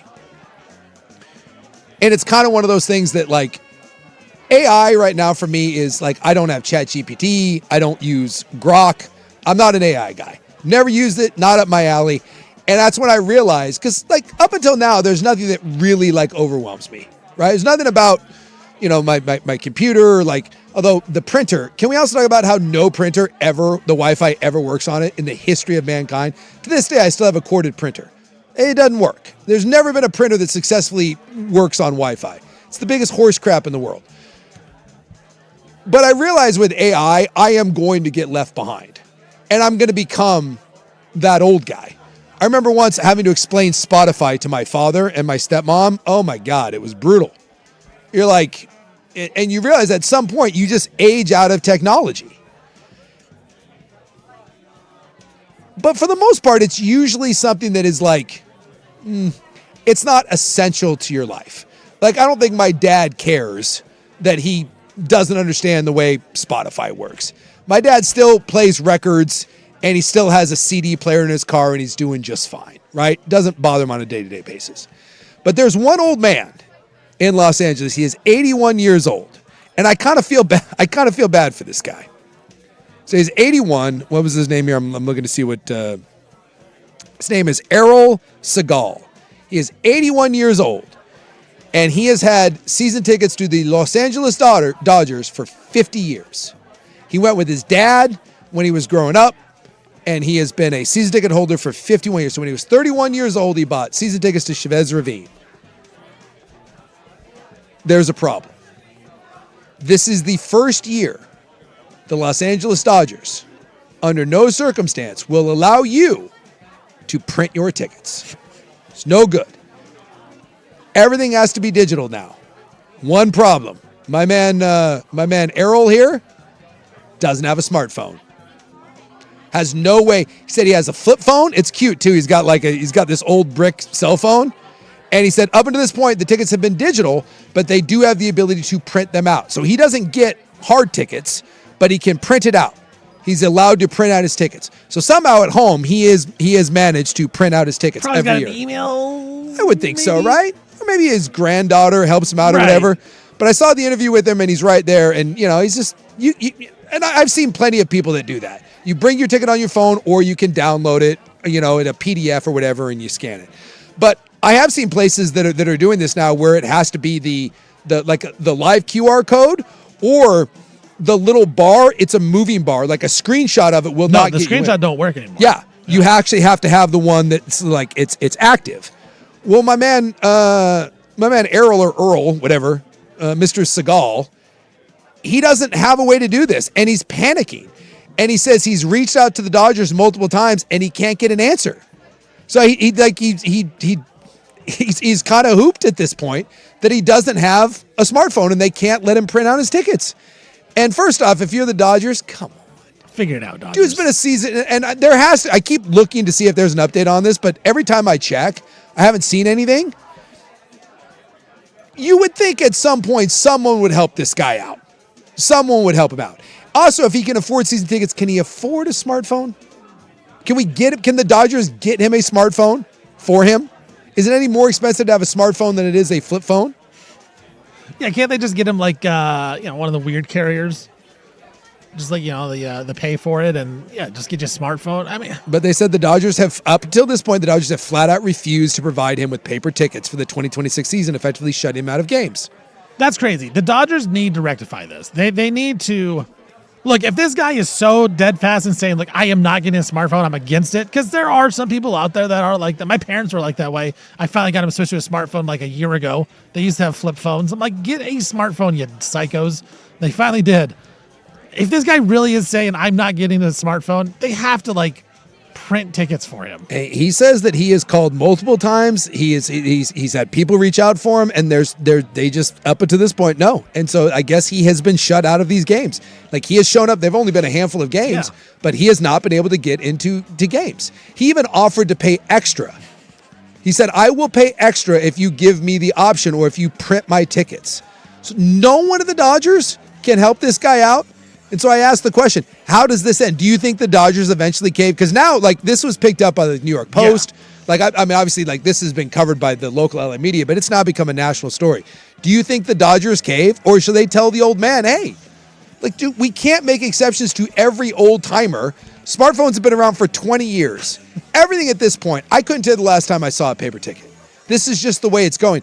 I don't know if Moda Center's like this, but Providence Park is cashless. Right. You cannot pay anything in cash. I don't think you can use cash on the motor. I'm not positive, but I think you're right on that. Yeah, so everything is cashless, right? There's no paper tickets at either one of those. Everything's on your phone.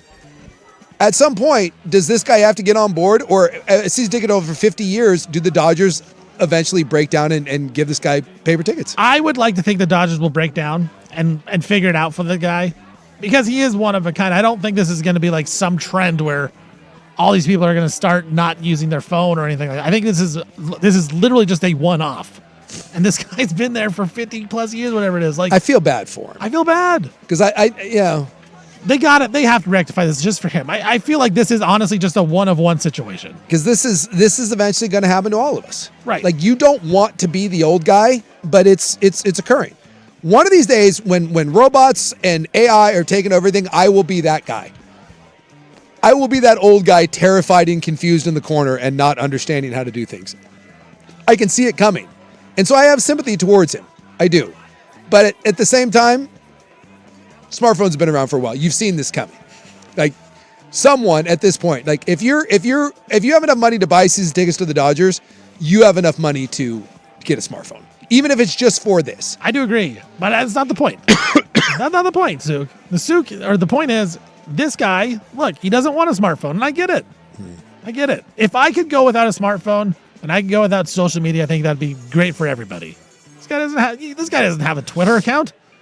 Let him get in with some type of ticket. It is interesting that you cannot function in day-to-day society anymore without one. And I hate that. Yeah. I feel like, look, I understand it. Like you said, I understand it. I understand that's probably what's easiest and most functional for everybody, but I don't like it. No, there really is. If you are going to participate in, unless you're a streetman, if you are participating in day-to-day life, it's almost impossible to do now without a smartphone. There are so many things that require your phone. I don't know what you do without one.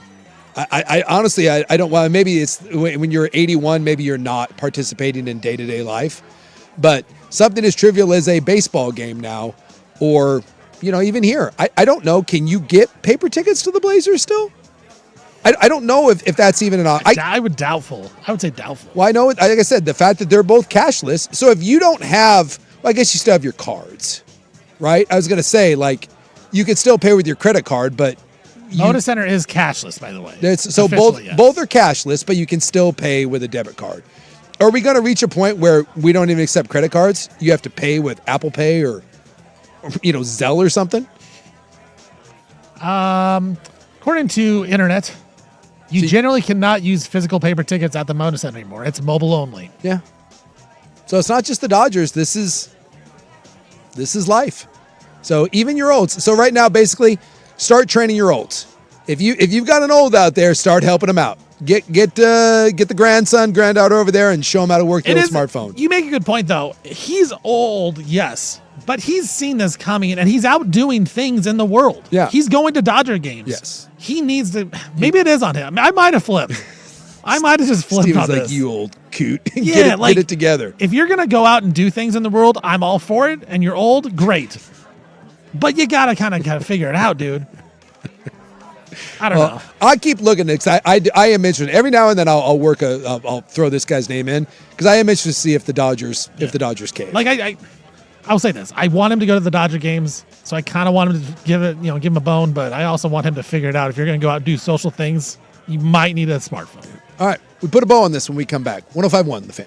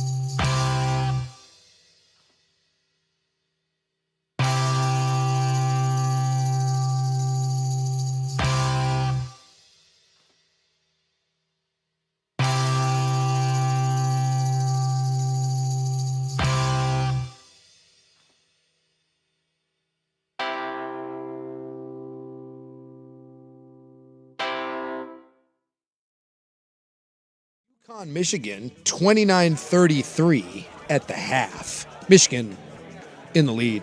But if you're UConn, you'll take that. I mean, the game right now being played on pace for in the 60s. You weathered the early storm for Michigan, and you actually had the lead there a little bit. Michigan kind of came back, and I think if you're UConn and you said that was the score at the half, I think UConn will take that all day. Yeah, it's kind of like what I said earlier in the show. Is like if UConn can keep it close in the first half, you hope this is where Dan Hurley shines and make some adjustments and can kind of trick Dusty May a little bit and show him the ropes a little bit. So, yeah, I mean, I think this is going to be a game. Roaring back against Michigan State, roaring back against Duke. Right. Here you go. They've played well in the second half all season long. So, yeah, I'm with you, man. They really came out and really out physical Michigan, which was shocking. But they did, and they kind of pushed them around. So, good game so far. And, by the way, your Portland Trailblazers up by 13. I'm back in. Down in Denver. Let's go. Championship or bust, right? Yeah. I said they're going to get swept by the Thunder. I meant they'll sweep the Thunder.